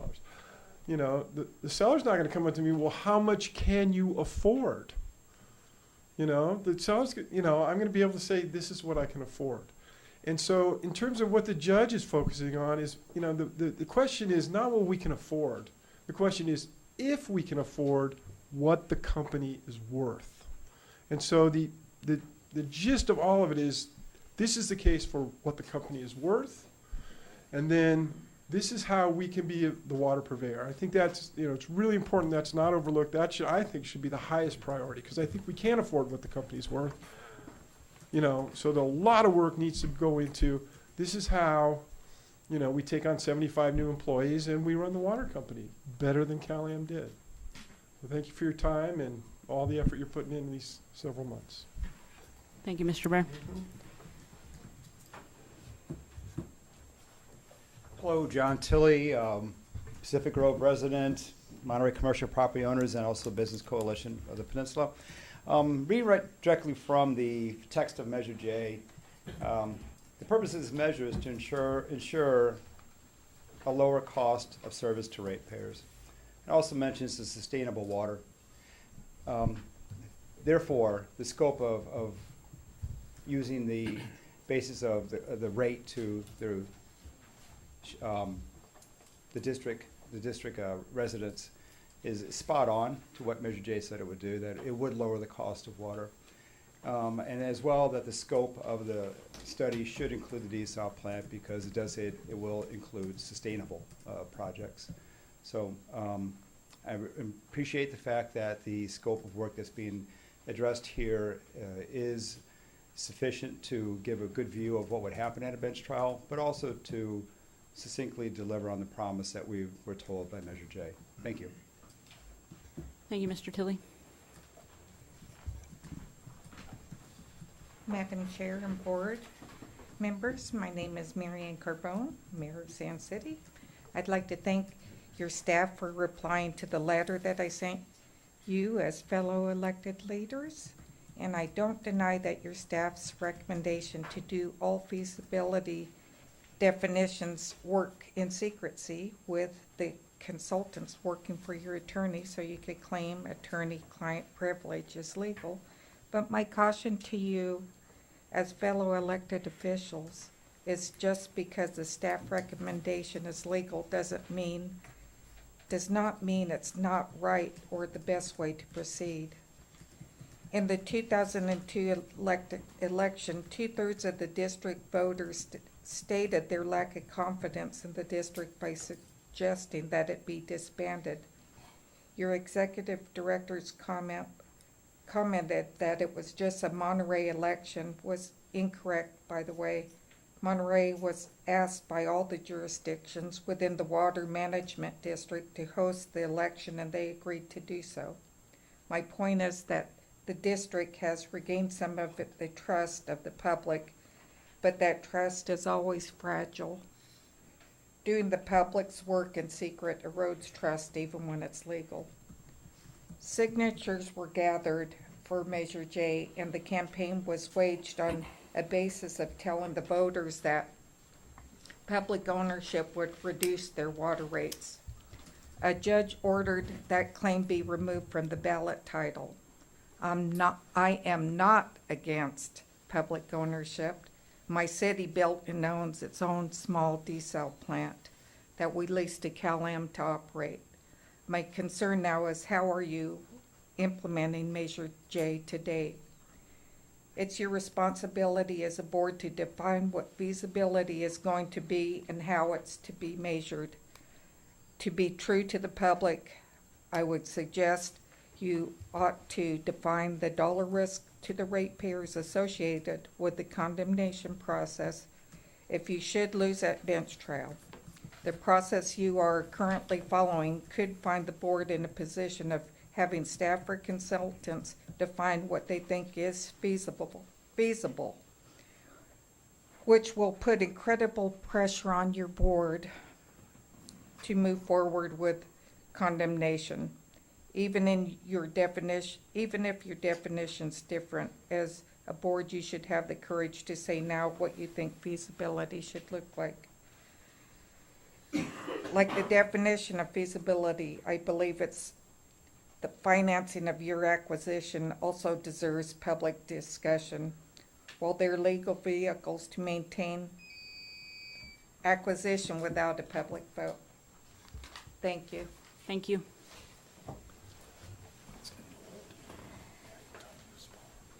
Any further comment? Good evening, Peter Mountier, PG Chamber.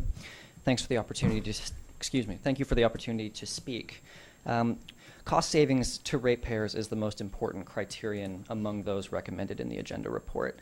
Last meeting's agenda noted that the district would likely have to prove continuous cost savings very early on in order to win at trial. That's a clear standard for what feasibility entails. Additionally, the board should consider the findings articulated by the Superior Court of Los Angeles in the Claremont case, which held that Claremont's takeover effort must demonstrate a more necessary public use than the current use by a private company, and that the benefits of takeover must be significant public benefits compared to staying with their private system. Claremont couldn't do it, and they lost. Measure J was sold on the premise that a buyout was primarily about cost savings and lower rates. Surely, the significant benefits standard must then require significant savings, right? But are those benefits significant if it takes up to 50 years to get them? It's clear that lower costs are what voters wanted in exchange for their support for Measure J. It was originally called a cost savings initiative, and many campaign signs retained that language until the election. It's also clear that lower costs very early on are what holds up in court, as the legal experts retained by the district have made clear. However, some recently expressed public willingness to accept cost savings over large periods of time, decades or even not at all, is, in my opinion, irresponsible given the standards required to prove public necessity at a bench trial. That willingness to disregard what was initially promised with Measure J also shortchanges those voters who voted yes based on that promise, not savings 30 years from now. Therefore, I encourage the board to consider immediate and significant cost savings as necessary to make a feasibility finding that would stand up in court. Thanks. Thank you. Anyone else wishing to speak?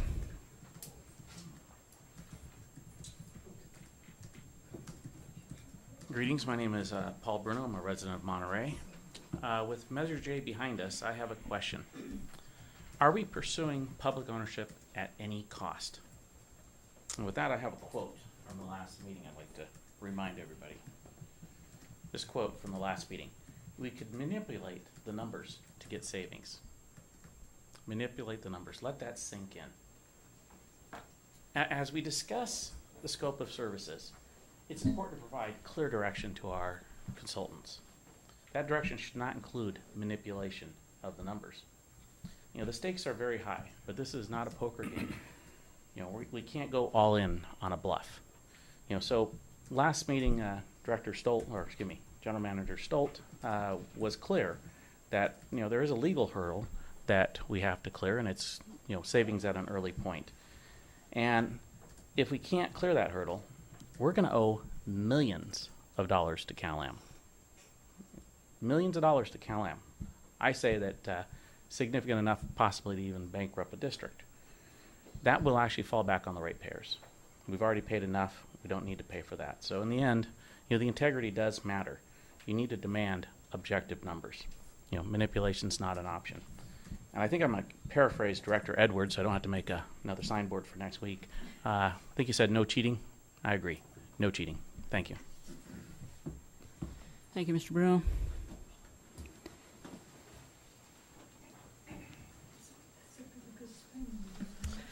Good evening, Janice Precy, Pacific Grove. My support for Measure J was all about being local. With that being said, to me and to the others, being local meant bringing the jobs back to the peninsula. Hiring local employees, working with your local neighbors, which ultimately benefits the community. Local job growth is effective in lowering local unemployment rates.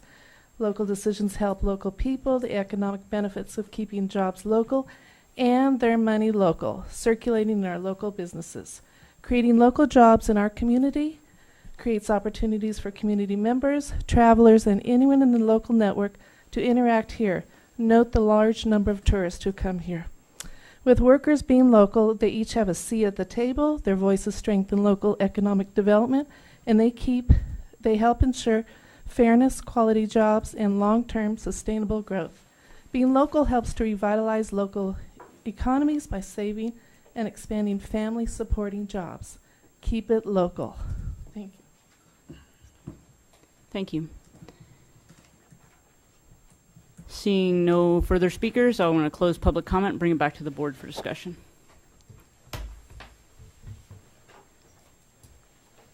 Well, I think that it's headed in the right direction. I think it was this is not an action item, it's discussion, so I think we've got direction from the staff.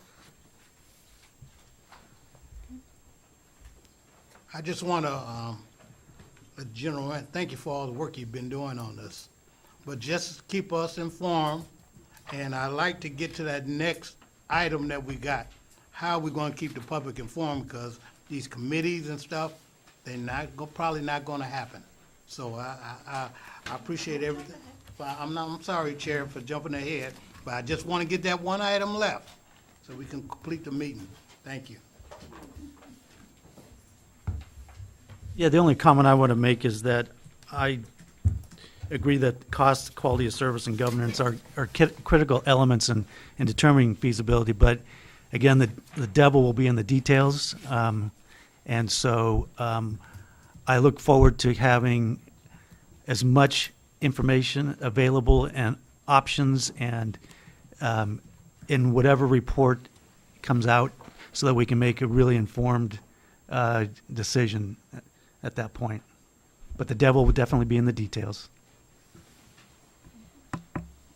So I'd just comment that each one of these scope of services comes with one bottom item here, and it says, when it relates to costs, it says any and other services as needed and requested by the district. I'd be a little concerned that might just be a blank check.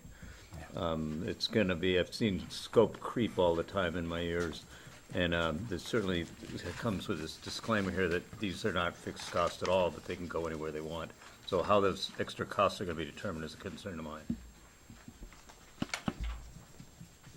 Yeah, I think the theory is that everything's been laid out in the scope of services, and if we identified a need to go beyond what you see here, we'd have to come to you for authorization. So that would be the check and balance, yeah.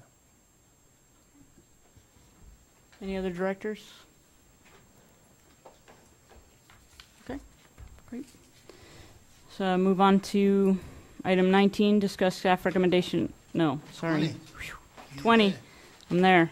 Consider options for assignment of Rule 19.8 responsibilities to standing committees or new committees to be established.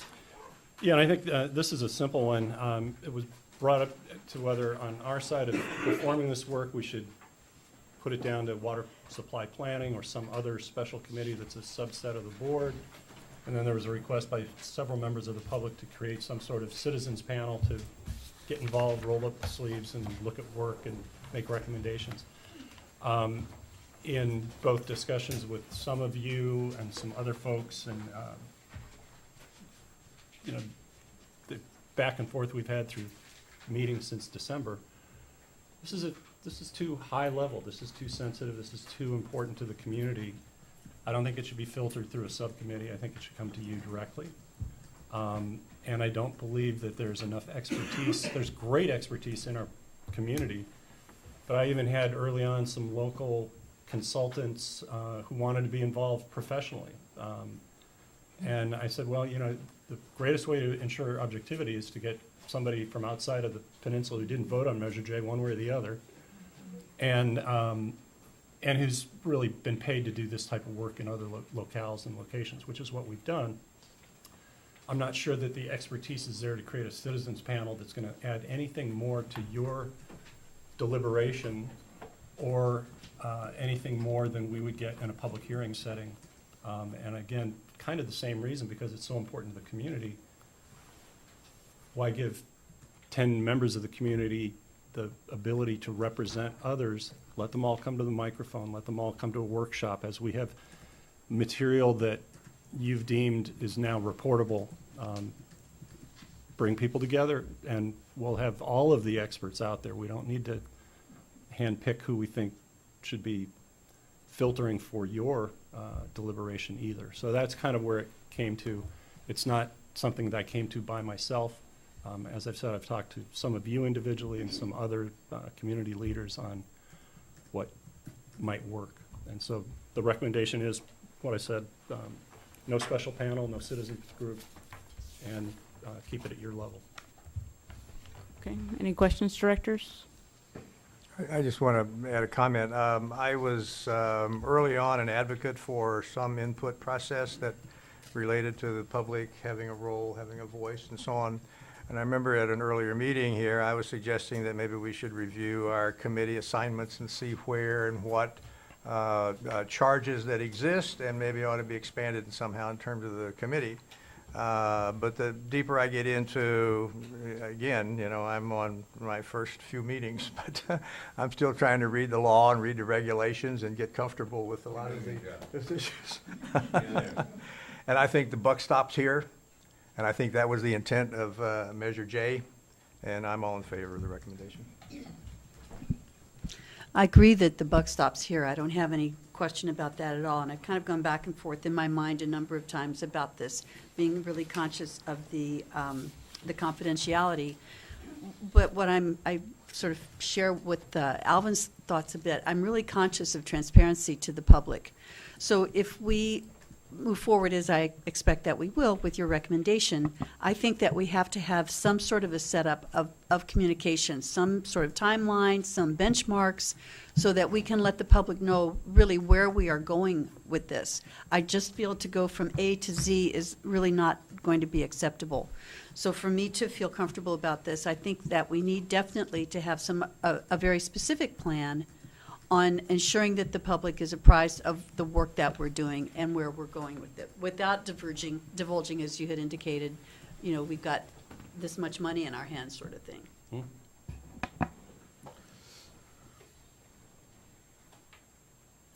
I understand what you're saying with that, and I wholeheartedly agree that we should do everything that we can in a public setting. But I feel like at monthly meetings, and the public is invited, and the public does have an opportunity to speak. I don't know how this committee assignment or new committees establishing would be of any benefit to that transparency. Madam Chair, I'm not if I may comment, you have not yet gone out to the public you know, on this. you are so right. So, may I suggest I'm gonna this would be a good time to do so? If there are no further questions of board members to staff, we can open it up for public comment. I don't know, I jumped to the discussion. Sorry about that. I was wondering what you were saying. Okay. Waited a long time. I know. Jeff Dabby, co-chair of the Coalition Peninsula Businesses. And once again, I found myself agreeing with General Manager Stoltz, and I appreciate his report and recommendation. I was one of the people that was originally looking for a citizen advisory, and the reason is because when we had the general plan trouble in the county, it worked out real well. But then I realized it took 10 years, and some would argue that it's not even done yet. So it was a nice citizens committee. I enjoyed going every 2 weeks, but I'd like not to have that happen here. And so I don't think you need to. I totally agree. You can do it at this level. Don't have committees. Keep us informed, and let's just keep moving the ball down the field and get to the answers. Numbers won't lie. So thank you. That's it. Thank you. Susan Schiavone, supporter of Measure J, and I totally support you as well. I don't think we need another committee, another layer of discussion. We need to have you do your work, and I support you in that. Thank you. Michael Baer, and I was also here a couple months ago strongly advocating for committee, and you know, it's already March, and you got a deadline coming up, and I can see how I think there could be some fruitful stuff coming out of it, but given the time constraints, it does seem like yeah, you got enough on your plate. And in terms of what Mary said, I do think that well, I've lost my thought. So I'll just leave it at that. I'll think of it. I'll be back in April. I know, it was a good one. It wasn't critical, but I'll be back in April, I'll remember. So. Thank you.